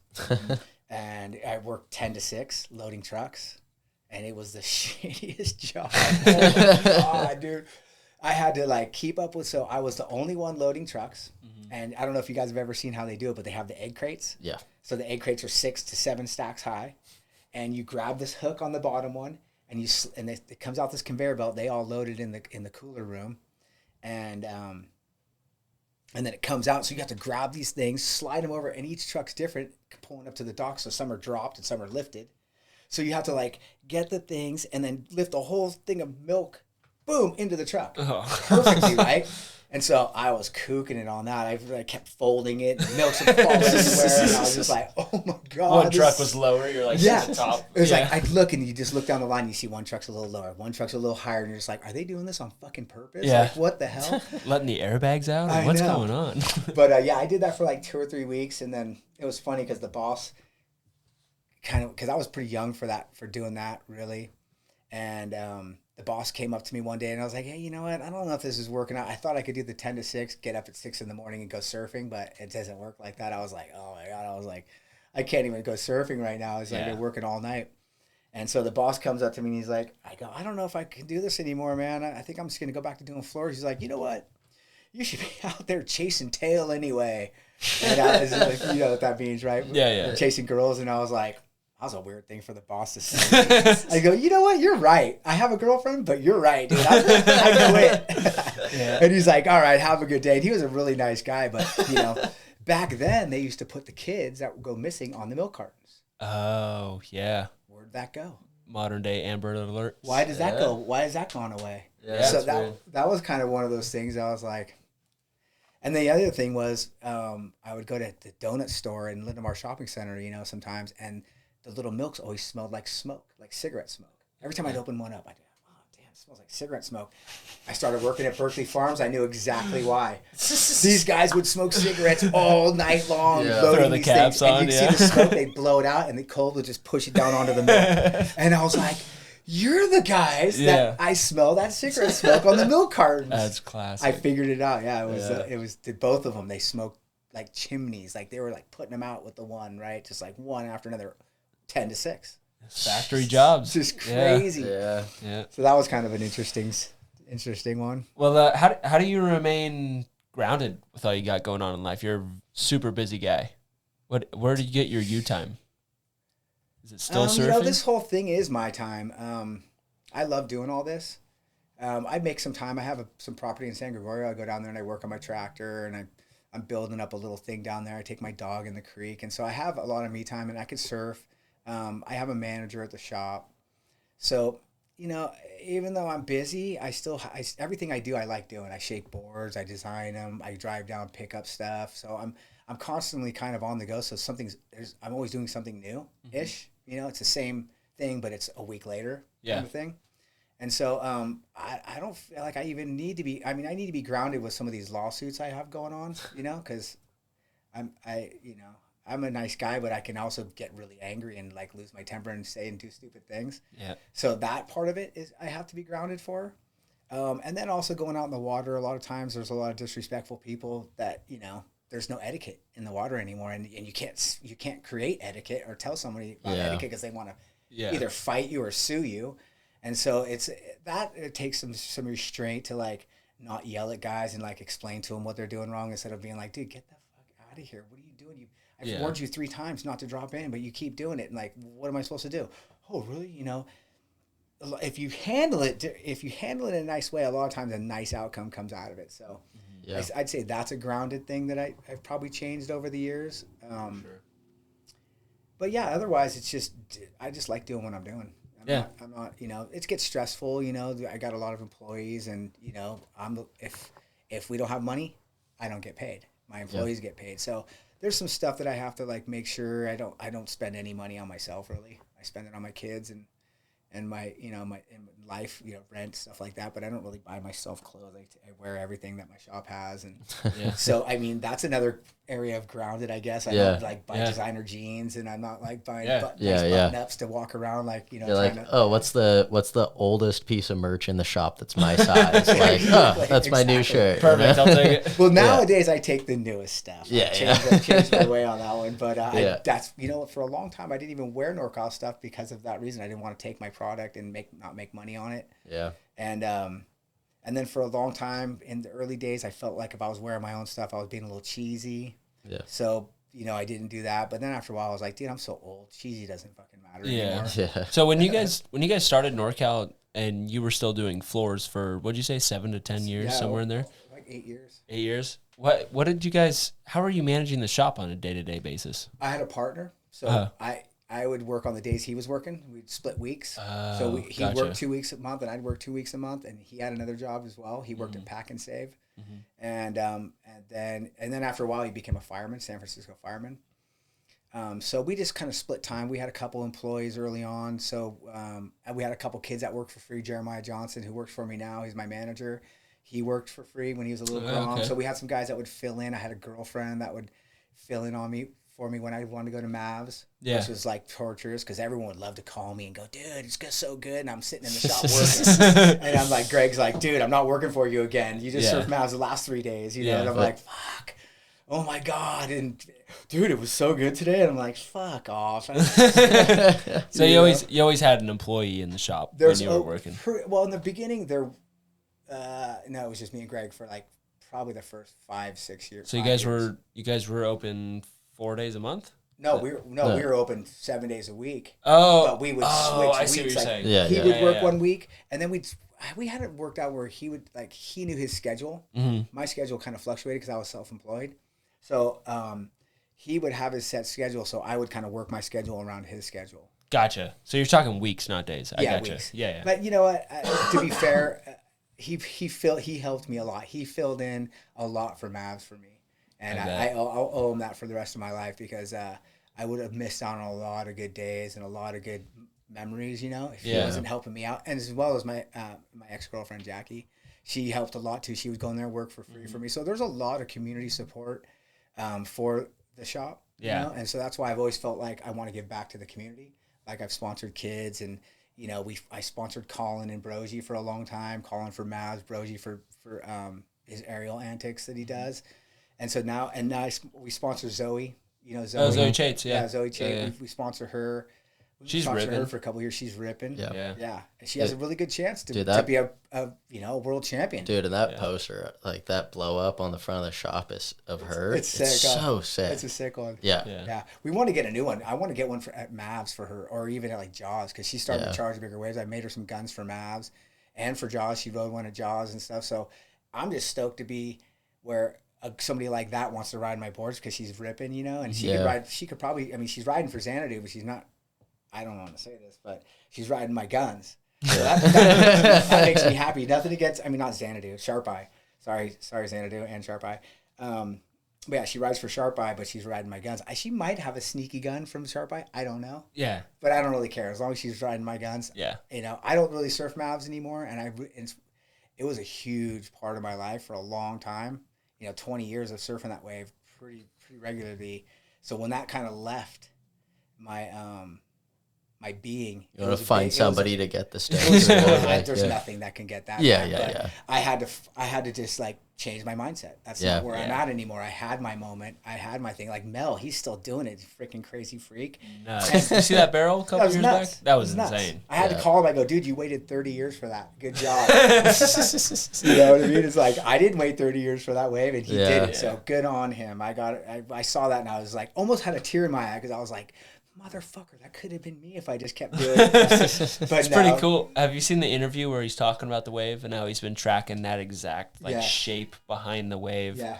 He's like, I knew that wave was out there. I knew at some point I had to be in the right spot at the right time, and it worked. What he was saying too, he's like, I saw that wave a couple times that day, and I was just like, okay, that's the one. That's the one. Yeah. You know, and he, you know, early on and back when before vests and all that and rescue stuff, he was already trying to pack them from the takeoff.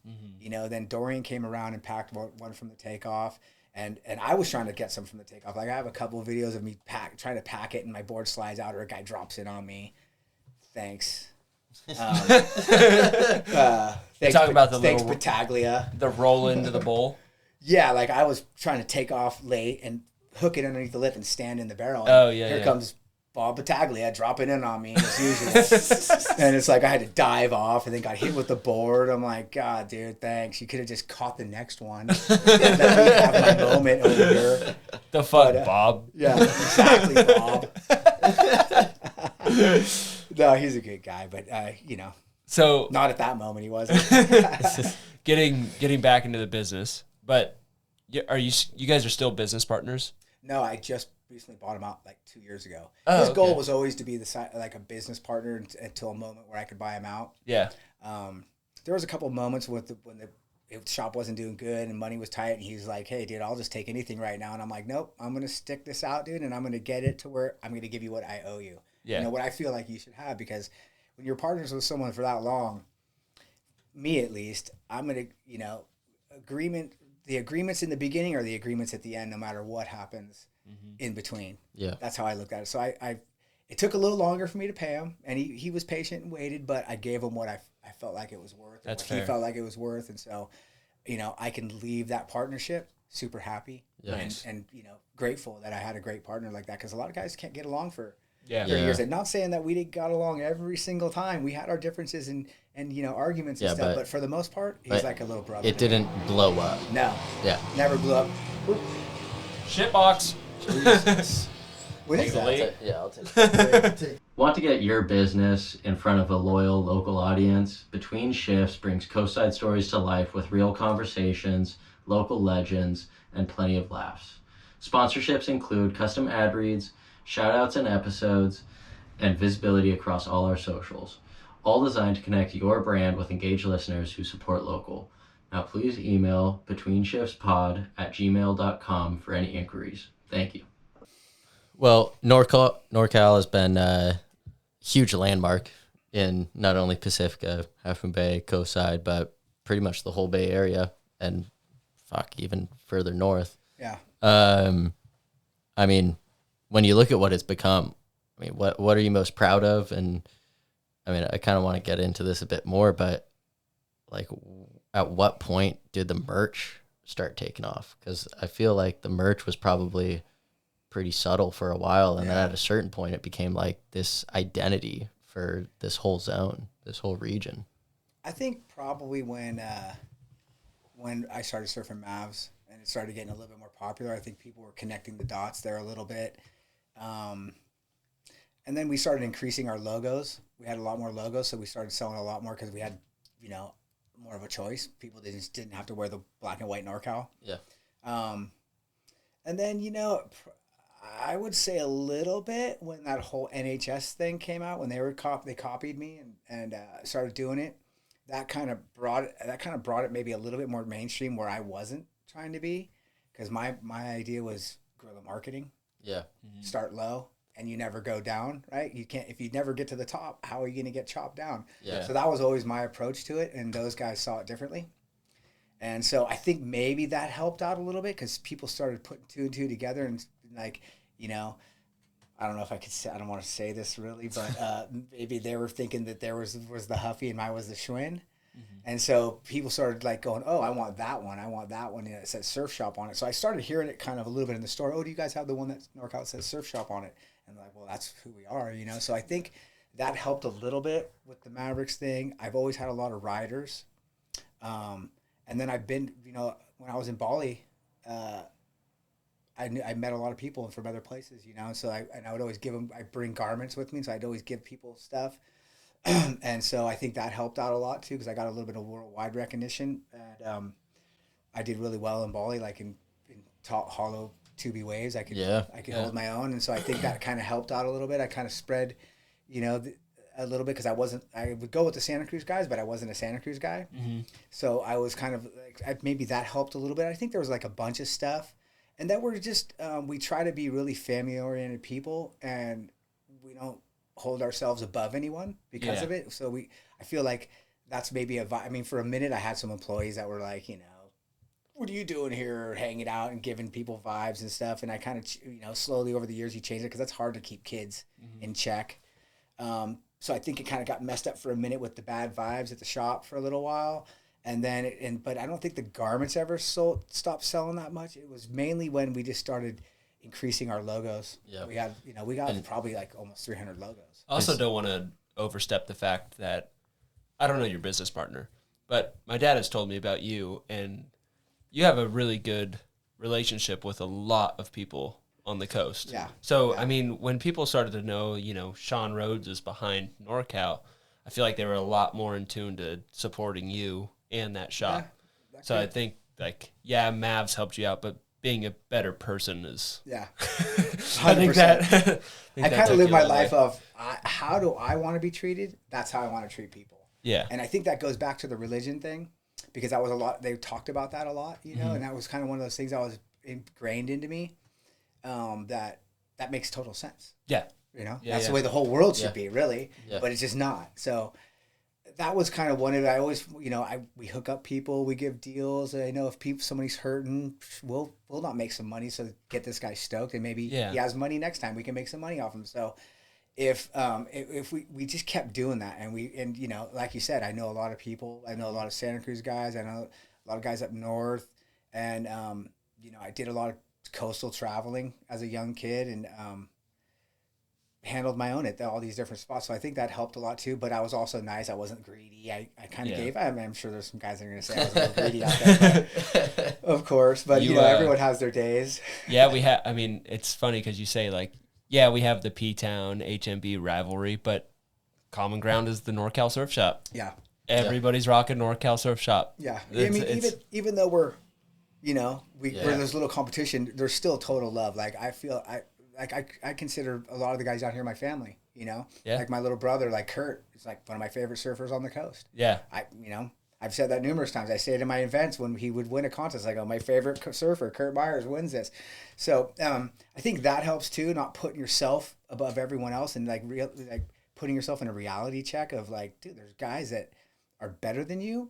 And not only are they better than you, I like the way they surf better, right? So it's like, if you can be that guy and say that thing, people are going to kind of be like, oh, I want to wear this guy's shit. Yeah. You know, so maybe that has a lot to do with it. There's a good vibe behind it. Maybe that's why the other NorCal didn't work out that well, because maybe they didn't create that vibe. That was the one, you're talking about the one in the East Bay. No, right? The NHS, the Santa Cruz one. Oh, I never heard about that one. Yeah. Was that you then that opened another shop in the East Bay? No. So there's another NorCal. Is there really? I think there's another NorCal, I want to say, surf shop in the East Bay. Really? I think so. I gotta look this up. I'm gonna look it up right now. Yeah. So is the NHS one? Is that like the skate distribution company? Yeah. NHS. So they started their own NorCal line. Yeah. Shit. Yeah, and we had a lawsuit about it. We settled it up, and we're cool with it now. But yeah, it was kind of annoying when it first happened. Yeah. Because there was some mutual friends that knew, and I had given them T-shirts for his boss, and the boss ended up liking the logo and then changing it a little bit and doing it on his own. And you know, it's one thing, it's a business move, right? There's business and then there's friendships. Yeah, yeah. I wasn't really friends with any of those guys, other than one of the guys I was pretty decent friends with. But it's hard. That's a hard one, because it's like, on one side of it, I understand you want to do something cool and create something, but on the other side, create your own shit. I must have been thinking about that one. Oh, okay. But it's pretty funny. There's a Reddit forum. Well, we opened a shop in Burlingame for a minute. Oh, okay. Yeah, we had one on. What was that? We had one on. Oh my god, I'm forgetting already. It was right down from Burlingame Ave. Okay. We bought this house, and yeah, it didn't work out. That was the perfect worst timing. Yeah. Because it was like the economy took a hit, and then the school right there, the high school right there, we were selling a lot of NorCal stuff. They wouldn't allow kids to wear NorCal stuff in their school because of the Norteños. They were like They were like, it was gang related. And so the principal sent us a letter and asked us if we would stop selling this stuff, and I was like, you're crazy. Like, you know. So that was an interesting time. This Reddit forum says, as a person from the Bay Area, I say we literally have a surf shop called NorCal Surf Shop. So beat it, nerds. I don't know who it was, but somebody's all over a Reddit forum. But you guys do all your merch through DHL. Like they do all the stuff for Thrasher. DCL. DCL. Yeah, that's DCL. It. DCL. Yeah, Chris Long. Yeah, we do all our stuff. We were doing it with Print Time, who is mostly Thrasher. Yeah. I think DCL will do some of the stuff like bags, some of the stuff that Print Time doesn't have time because they're busy. Like I used to do my stuff with them, but it was so busy there. Yeah. And my stuff would get backburnered, and it would take a little too long to get it. So, and I mean, I love those guys, Efren and Joe. Oh my gosh, sorry, I forgot your name. But, I remember Efren because Efren would always give me shit. So, yeah, we did it with those guys for a while, and that was cool because I get to see all the Thrasher shit printing and stuff. Because I'm a Thrasher guy. I know Ed Riggins, and I've always been a Thrasher guy my whole life.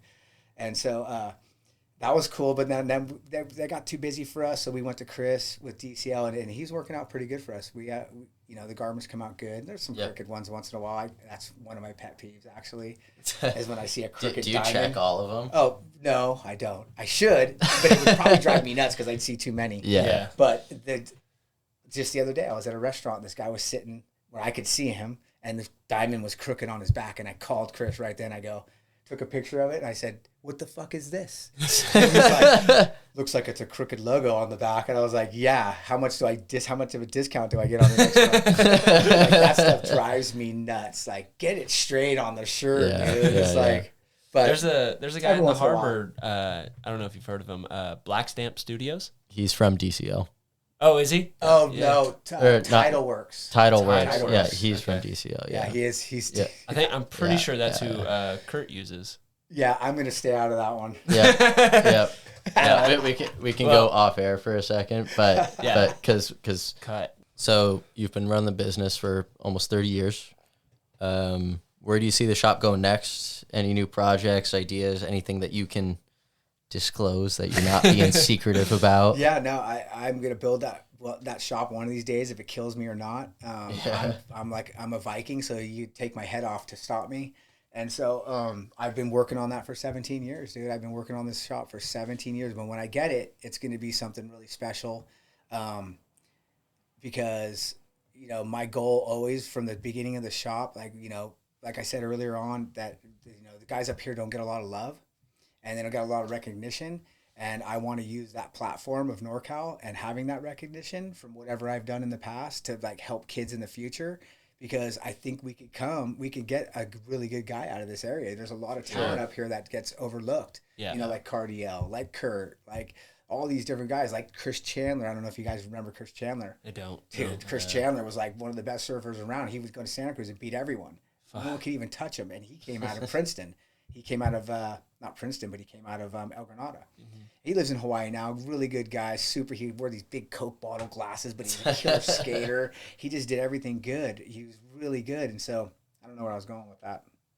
I just lost myself. What's next with NorCal? Oh, so I'm working on the shop, and I want to have it so it can help kids keep getting better and find something in surfing, whether it's like you want to do contests, you want to be a free surfer, you want to just be a surfer, you want to train for surfing, you want to train for mavs. Like, I'd love to kick out like a Mavs champion one day, you know? That'd be sick. So I just want to put this there for that kid to come along and say, I need some help. Yeah. Yeah. Well, that's what we're there for. I'm also curious, like now that the contest at Mavs isn't running anymore, now they have the video format contest where best clip, you know, you get all those awards.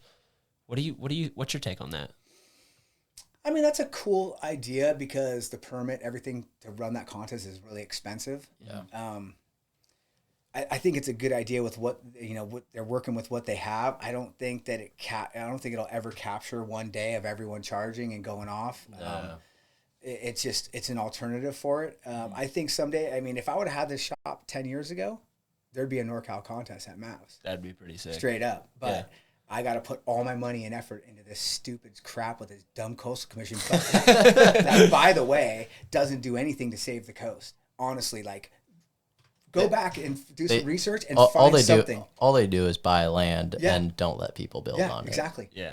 Well, they actually don't buy it. They take it because they've admitted to me that they never bought anyone's property. They take it. Wow. Eminent domain, crap like that. These are things that have been said to me. Yeah. And this is somebody coming from loving the ocean. And I would never build anything on the ocean to ruin the ocean or the landscape around it, especially in my own neighborhood. This is where I live, you know. So it's really stupid that they're doing that, but I'm going to fight through it. And my goal is to get that going so that I can, you know, if I'm dead and gone, my kid can do it. And that's the idea that I'm passing on to my kids is that if there's a kid that comes around and you see the talent in them, let's focus on them and get someone coming out of here that can do something real, you know, in the industry, and the sport, really, not the industry, because that's not the same as a sport, but mainly in the sport. And you know, that's really my goal. That's kind of why I started the shop, because there was no one giving us any love up here, and I figured if I started a shop, I could help out kids, including myself, and then keep this thing going that can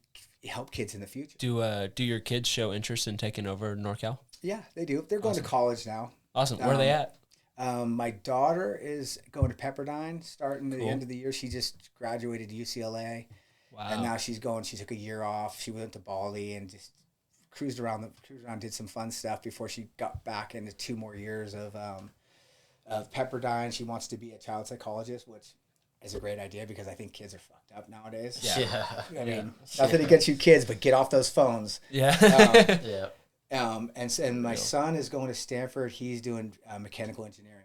Wow. Yeah. So right now he won't be home till late tonight because he has a summer job because they're redesigning the torpedo. So he's trying to work in defense. That's fucking sick, Which dude. for me is great because he wanted to work in robots at first, and I was like, dude, one day we're gonna be fighting each other because I'm not gonna put up with robots. And he was just like, I don't know if my dad's serious right now or if he's kidding, but I was dead serious. And so he changed it all up, and now he's going into defense. And I'm like, thanks, dude. Let's protect our country. Yeah. Get that Give it to Lockheed Martin robots. money. Yeah. Well, that kind of leads into the next question, you know, like if you could pass down any words of advice to the next generation of surfers, skaters, local business owners, what are you passing down? Well, to a local business owner, get a lot of patience and be prepared to sacrifice everything for this business, pretty much. I mean, you sacrifice a lot. For kids and surfing, just do it because you love it. Don't do it because someone else is doing it. Don't do it because someone says you should do it. You know, even though I made my kids surf, but now they love it. Because sometimes you have to make them so they can catch it. So that's kind of hypocritical because but you know, I always told them, like, even for me, like when I was deathly afraid of the ocean because I almost drowned in a pool once. And so I was really afraid of water, and I forced myself to do it. My dad made me do it. He dragged me down the beach, and I'd be like screaming with my hands in the sand, no! And then finally he got me out there, and I just was on the front of the board, and I just remember seeing all these fish, you know, in the water going by because we were at boat docks, and it was super clear seaweed and stuff, and there's all these little fish, and I was just like, oh, this is pretty sick, you know? And once I fell off the board and came up, I was like, oh, this isn't so bad, you know? Yeah. And I got hooked, so... For me, I would say to kids, do it for the right reasons. Do everything. Really everything you do, you should do it for the right reasons. Don't do it because someone else is doing it or it looks cool. Yeah. Do it because it feels good. You know? Do it because you love it. Yeah. I think that would be it on that. Yeah. Do you still shape any boards or? Yeah. I shape Like I said, I'm driving up and down the coast. I get my boards all glossed in Oceanside with my first surfboard sponsor. That used to be the guy at Miramar, MD, Michael Barron. And so 40 years later, I'm shaping boards that he's glassing. Wow. Which is cool, and we get along great. I love the guy. And is that under Neptune? Yeah, it's under Neptune. Yeah, Nice. Neptune surfboard. And so I'm gonna go more into the Neptune stuff, and that was like kind of my idea. And I did it that way because I could have Neptune Sea and I could have Neptune the planet. So there's a lot of variables in it. Yeah. And it's N, and for some reason I like N. It's also N just a names. sick name. It is Neptune, Yeah, right? yeah. And the pitchfork And the logo, yeah. I go everywhere I go. People love that logo. So Yeah. it's a cool, and it really just came out of this tattoo this guy drew me a long time ago. I put it on my shoulder, and I was looking at it in the mirror one day, and I was like, I kind of like that trident right there. I'm gonna make that my main logo. Yeah. Because every brand needs an icon logo, like Spitfire, right? Yeah, yeah. Spitfire. Kevin Ansel drew that on a napkin and gave it to those guys, and it's been the biggest logo sick. in the world. Yeah. It's like the most selling T-shirt in the world, I would say. Have you had Michael Boyle do anything for you? Yeah. I love Boyle. Boyle does a lot of stuff. He's actually just doing some Neptune stuff for me right now. He's so sick. Yeah, he's sick. Such a dope guy. And I really get a kick out of people that can put, like, something gets in their head, they can put it on paper. I can't do that. I wish I could. I can't do that. I wish I like could, because that. I'd have so many logos, Dude. because I have so many ideas in my head. Yeah. He just does it every day. He does it every day. And the same with Kevin Ansel. When I first met Kevin Ansel, he was doing all the stuff for Real Skateboards. So he did Cop Killer. Yeah. He did Cop Kissing Cops. He did all those logos back Which in are the day. so funny. They're sick, right? Yeah. It was controversial. Yep. And so so one day I was walking to Lux, because I used to be able to go down there and pick all my own skate shit out. And he was walking, he's like this big old dude with bald head hunched over the thing. And I was looking at the painting, and it was painting the cop kisser, or kissing cops or whatever. And I was like, what the hell is that? And he's like, what are you? Whatever. And I kept walking, and I was talking to the guys, and I was like, what's up with that guy up there? Like, oh, dude, he used to surf, man. He used to surf. You should talk to him and bring him surfing. And so I started doing that with him, and we hit it off, and he started hanging out at the boat docks, but the main thing was that he helped me make my trophies for the Uncle Dick's contest. And cool. he would create it out of clay, then he'd make a cast of it, and then we'd make them over and over again. And he was painting these murals in his house, and he was drawing them. He'd draw it on there, and then he'd start painting it, and I was just like, I'd sit there and watch him. I'm like, how do you do that shit, dude? Yeah. It's crazy. Yeah. The way he could just put all the color, and just the strokes he took, and it was like, wow. Yeah. I want this guy to do some logos for me, right? And, that's a hard one to get, but he did probably 5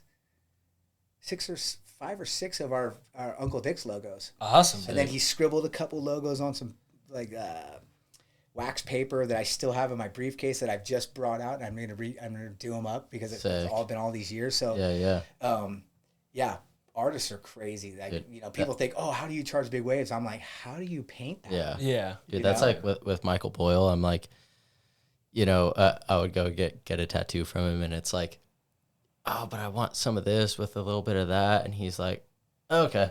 And he's just on the spot. It's nuts. On the spot. It's crazy how fucking they do 20 that. minutes that I'm getting tattooed. It's crazy. Have you heard of a guy named Mark Spustus?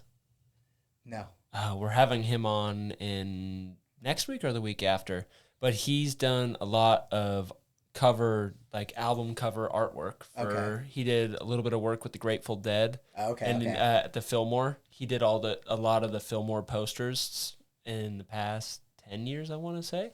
He's done a lot of those. But I'm excited to have him on, because I want to ask him the same questions. Like, how the fuck do you get that ability to just sit down and like... It's weird, because they probably don't even think that they really have it, because they're, a lot of artists aren't really that happy with their art all the time, which you're thinking, how the fuck aren't you? Yeah. But their mind is like a little bit better than that. That's why it looks so good to us.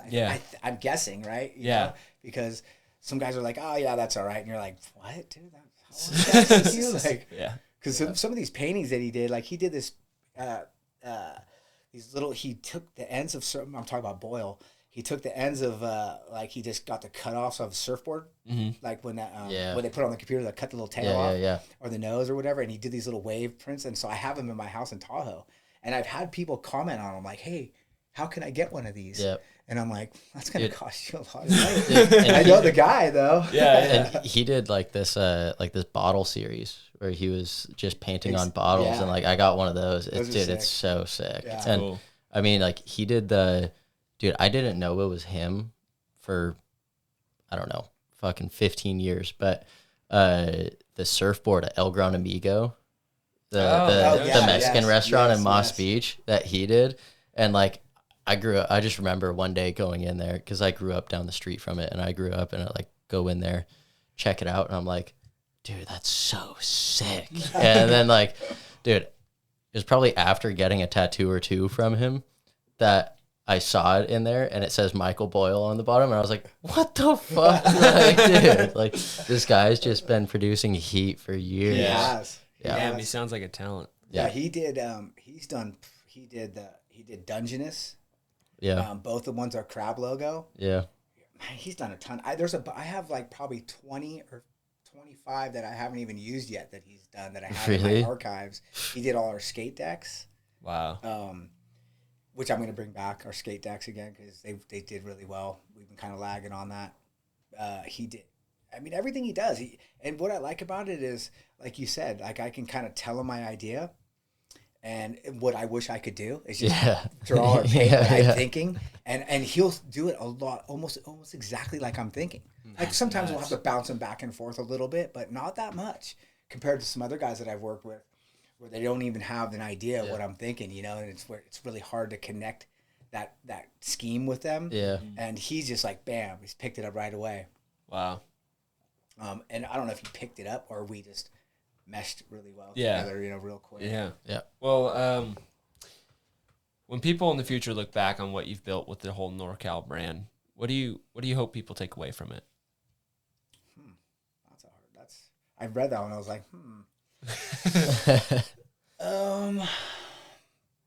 good times and family.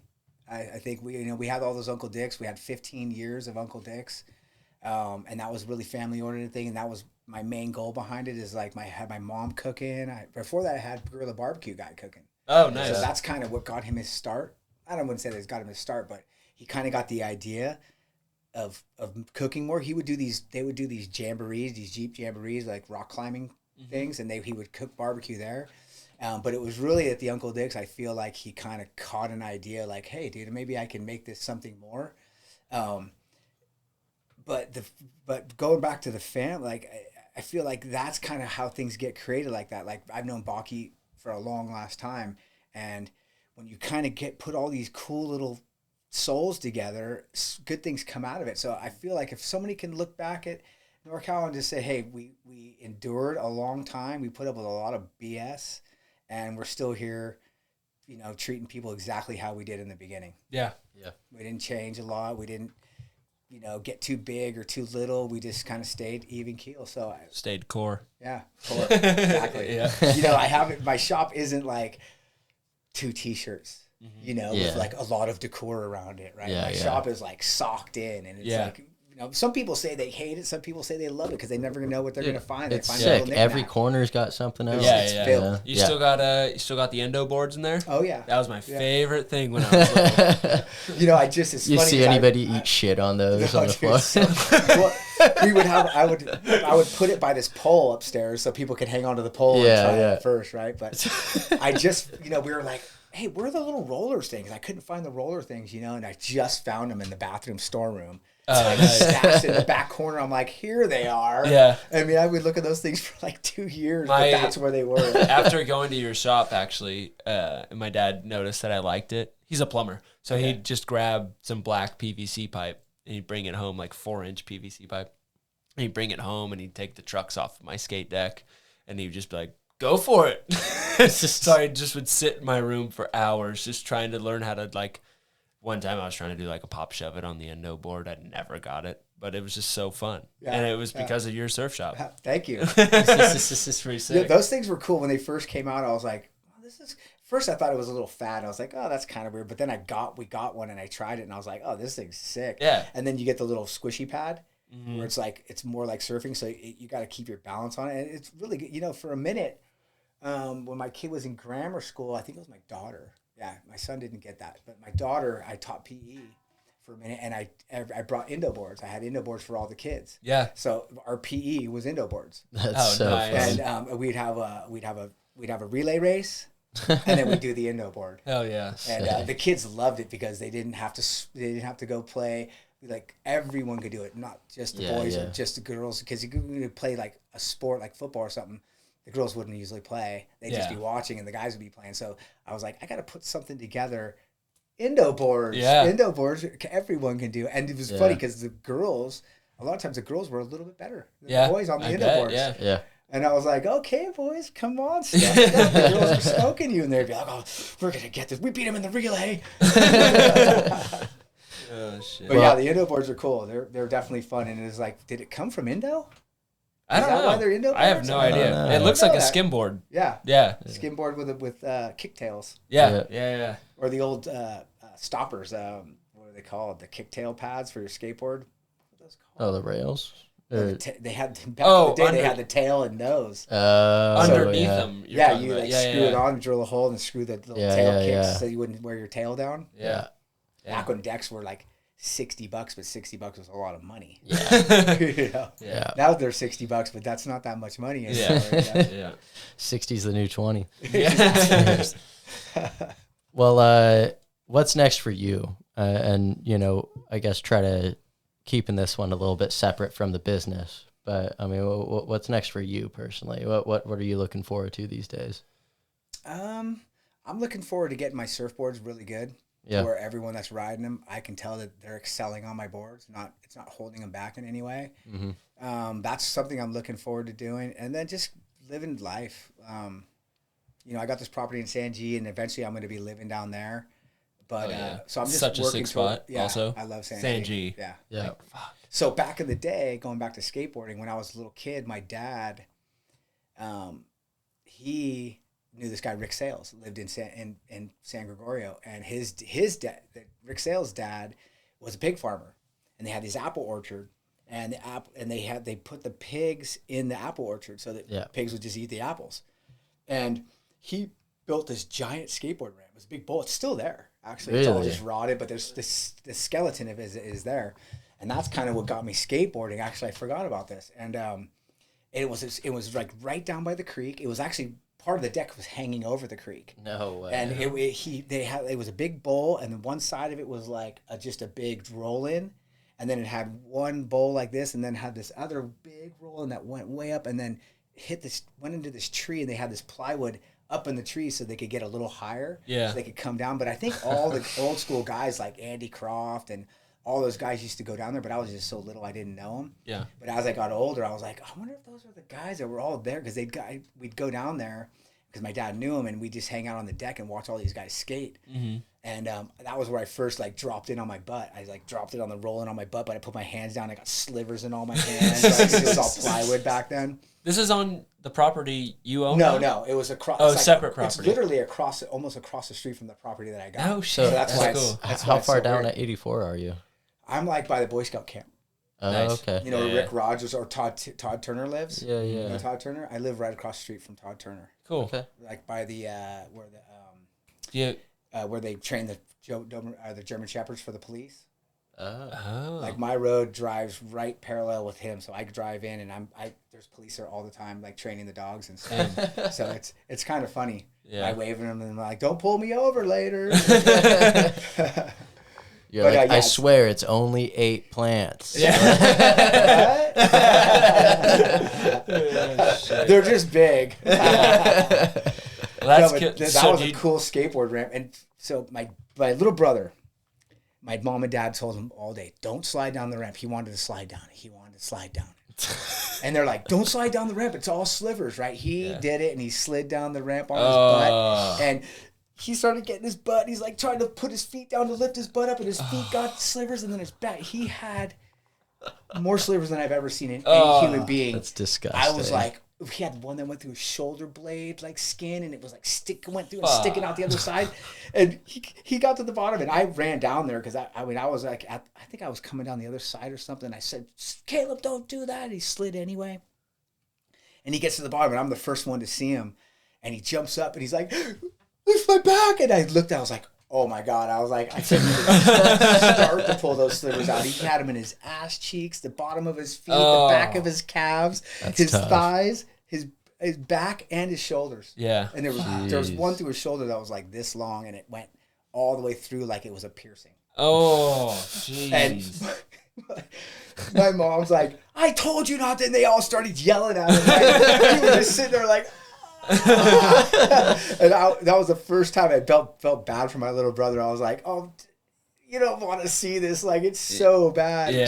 But yeah. So have you made friends with the guy that owns the property that has the old bull? No. I think it's Rick Rogers, the guy. I'm friends with him. Like he just put water in my tanks yesterday. Yeah. But I don't know who owned. He might have bought it because that was vacant land, and then they were saying that it was going to be for sale. But he bought it. He owns like almost 600 acres down there. Wow. He owns a lot of property. So down there. do you know the Bairds at all? Old school Half Moon Bay family, the Bairds. No. The grandparents are Robin and Lodi Baird. Where are they at? They are Bear Gulch Road, Okay. that first place on the right hand side. Oh, if you're coming down towards the ocean. If you're coming in from the ocean, okay, and you get Bear Gulch Road, Yep. It's that first left off of the main road. Yeah. Head in there. Their house is the first one on the right. Oh, down in that little pasture. Yeah. Okay. Yeah. They are like, if you get to meet them, they are one of the most old school, just dopest people you'll ever meet. That's one of the reasons I love that valley, because everyone there, a lot of the people that are there are original owners. Yeah. And there's just a different vibe with original owners versus guys that have just come in the last, like, for instance, me, I've only been there for 8 years, 9 years. And so, but I just kind of keep to myself. I'm not like, there's some guys that are like, what are you doing? Do you have a house on the property? There's a house. I'm partners with it, but my partner lives in it. I'm partners with 2 other people. They were married, but now they're divorced. So she lives there. He lives in Pacifica, and they're next to the house I live in there. But right now I just have like an RV down there. I just got an RV and put it down there, and I'm living off the grid, right? Like I don't live down there, but I'm down there like 3-4 days a week. Yeah. Cool. It's all solar, so I have a generator if I need it, but most of the time this thing rocks without the generator. Yeah, that's my dream spot to have property. That canyon is just I got so lucky on this. The only reason I actually got it was because I was helping my girlfriend at the time work at La Playa. Mm-hmm. I was doing some work for her, and he was in there talking about it. He's like, oh, the people were backing out of it, the deal with him. And I was like, what's up with this? Because I've been looking on the coast for probably 10 years. Yeah. I almost bought this property in Scotts Creek. It was like $1 million. It was like 102 acres, had 3 houses on it. Woo. And I was like, what? I was trying to do it, but it just didn't work out. And then really, in the middle of doing that, this popped up. Nice. And he was talking about it, so I go, where is it at? And I drove down there, and I looked at it, and there was a house like in the beginning right on 84, and I was like, oh, that must be it, right? But there was a shut gate, and I was like, oh, is it right at the shut gate? I came back, and I was like, I think I found it was a shut gate. He's like, no, you got to open that gate and drive in. So I drove right back down, opened the gate, and went in, and then drove, and it goes through a creek up this hill in the back, and I was like, what, dude? Yeah. Oh my God. Yeah. Are you kidding me? So I jumped on. I leveraged everything I had to get that. That's cool. Yeah. And so now we got it. We own it outright. We'll see what happens. You know? Yeah. But it's a cool little spot, and my dog loves it. And that's just a fun thing to have to do. Yeah. If I still skated, I would probably build a ramp down there. Yeah. Because I got this piece that's down below that it's almost shaped where I could just build like a little snake. Like a derby. Yeah, like a little derby. Yeah. And have like more of a kidney bowl at the end. I was I kind of drew it out with paint and stuff, and I was like, when I first got it, I'm like, I'm gonna do this and I'm gonna do that, and then you start doing it, you're like, oh, that's a lot of work. And maybe I won't build a skate park. Yeah. But the idea was there. Yeah. Hell yeah. Well, shit. Thanks for coming on, Sean. Right on. Yeah. That was awesome. Dude. Thank you. Hell of a time with you. Yeah, great meeting you, man. Love the stories. Yep. Just the mindset's awesome. Thank you. Yeah. Right on. Yeah. You guys are good too. Hell yeah. I'm glad you guys are doing something like this on the coast, man. No one's doing this. Trying to get some stories out there. Yeah. That's for sure. And just the personalities. Like I feel like that's the biggest part is we're, like you're saying, we're just kind of overlooked. Yeah. And I mean, a lot of businesses, a lot of people that are also just company people, like working in careers, like We have a lot of characters here. Yeah. Yeah. Oh, Yeah. Well, and it's like somebody hears this, they have NorCal merch, and now they're gonna put on their NorCal merch and be like, yeah. yeah. I know the guy. Yeah. I feel like Yeah. I know the guy. You know what? That's true. I didn't think about it that way. Yeah. That's our thought behind it all. Oh, so, good idea. Yeah. Good idea. Thanks for taking time out of your busy schedule to come on and Yeah, bullshit sorry I with missed us. it last time. I like drove right by. I spaced. I got on the phone. I started talking. Then I got to Pacifica, and I was like, "Holy shit!" It's all good. Yeah, I called you. I was like, "Dude, I'm so flaky." Welcome back. This is our little recap for Shawn Rhodes' episode. Yeah, what a killer dude. Yeah. I mean, everybody talks about wanting to be core, wanting to be a local guy. He doesn't even know what core means. He just lives it. He just lives it. That dude is fucking sick. Yeah. That dude's pretty cool. And I mean, to have such a big surf shop, such a big brand, and to have so much reach in that world of business, but to also just remain so central with where he's from, where he started, is pretty damn cool. Yeah. Like how he said, his goal for the shop, looking back, his legacy with NorCal is for people to realize that the shop hasn't changed much from when he started it with his business partner. Yeah. Like that's how cool. most businesses should be. Yeah. I feel like. He's just like, of course he's expanding, of course he's doing more business and getting bigger, but for the most part he wants to, like, the reason why he started it is the same. Yeah, and he wants to stay true to himself, true to his whatever him and his business partner agreed on. And instead of paying for his own fucking surf trips and Mavericks boards and all that shit, he's, trying to pass that on and do it for other people, which is just, I mean, yeah. Yeah, it's cool. I mean, it's funny because it's like you think about homesteading, and homesteading is like growing your own food, making most of your own products around the house. And then you think about him and his lifestyle of surfing and the shop that he has and the clothing, and you're like, wow, you're kind of a homesteader, but without like well, he actually does have the property now to go with it, but like he's making the things to fund the lifestyle that he once lived. But it's funny him talking about like, yeah, he's like, oh, all my clothes are just stuff from the shop, like, which, I almost cut him off and was like, mine too. Most of my clothes are NorCal. Well, I think a lot of us grew up where it was like, I don't know, like, when you get to a certain age, I was like, no, I don't want to do like school shopping at Target. Like, I want to go to NorCal. I want to go to NorCal, you know? And yeah, I think it was sick just growing up and having like a core shop like that, to whether it was getting shoes and a new shirt or two, backpack, like, the shoes. He always had such a good selection of shoes. And then it was always, I remember my mom and my dad would take me there, and it would be like, okay, this is where you're getting your shoes, and then you get 3 shirts and 1 jacket. I was like, okay. Damn. Yeah, I was balling, dude. I'd go in and I'd be like, I want these Nikes. It'd be like the Janoskis. My mom would be like, all right, cool. And I'd go and I'd just get lost in the shirt and hoodie section of that shop. This isn't, if you guys can't tell, this is an interview that we have been looking forward to for a long time. The first time didn't work out. You hadn't met him before, right? I met him a couple of times. No reason he should have known who I was. I knew who he was because he was the owner of NorCal Surf Shop. But yeah, I worked with Kurt Myers. Kurt got me in contact with him. And couldn't have gone any better, honestly. I mean, I felt like didn't know how to feel after the first one when it just didn't work out, because everybody's like, damn, you got stood up. And we're like, oh, whatever, dude. Like, whatever. Rescheduled him.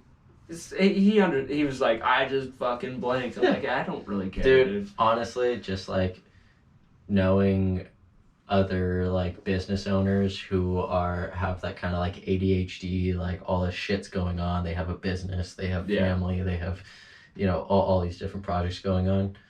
I don't put that past him at all. No. Like, it's just, and like he said, he's like, I was driving down Highway 1, I passed the shop, but I was on the phone and I just completely forgot. I got a call like a couple hours, around like 7:30, 8-ish at night, and he's just like, I'm so fucking sorry, dude. I was like, yeah, that's totally fine. It's not like Anyways, we hope you guys enjoyed that episode. Because we sure did. Yeah, because, yeah.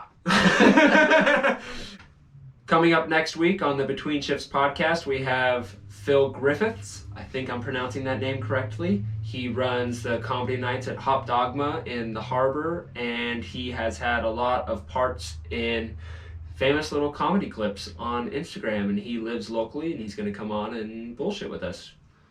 Sick. And yeah, what's the show called at Hop Dogma? Comedy Sharks. Yeah. It's been I've been a handful of times, and it is insanely fun. I mean, not only is Hop Dogma great bar, great beer, it's such a small venue. Like, and I haven't been to any big comedy shows, but it's so small. It's like, dude, you have to make yourself look small to not get called out by one of the comedians. Like, Awesome. dude, every time I've been there, it's either me or somebody in the friend group like gets called out, and it's hilarious. Awesome. Yeah. So Phil's going to be coming on next week to talk with David, me, and cross your fingers, Ian's back. Hopefully But Ian can make it up the stairs. there is no guarantee, and as much as I would like to say that is a guarantee, but it's not a guarantee. So anyways, yeah, we'll catch you guys in 2 weeks, I guess, every other week. All right, later. Hope you guys enjoyed this episode. Once again, we're brought to you by Bikeworks HMB, your one-stop shop for bike service, sales, and rentals in Half Moon Bay, California. Whether you're on the mountain, road, or low on battery, Bikeworks HMB has your back. If you enjoyed this episode and would like to help support this podcast, please feel free to reach out to us at betweenshiftspod@gmail.com. The link will be in the description. I hope you guys have a wonderful day. GT signing off.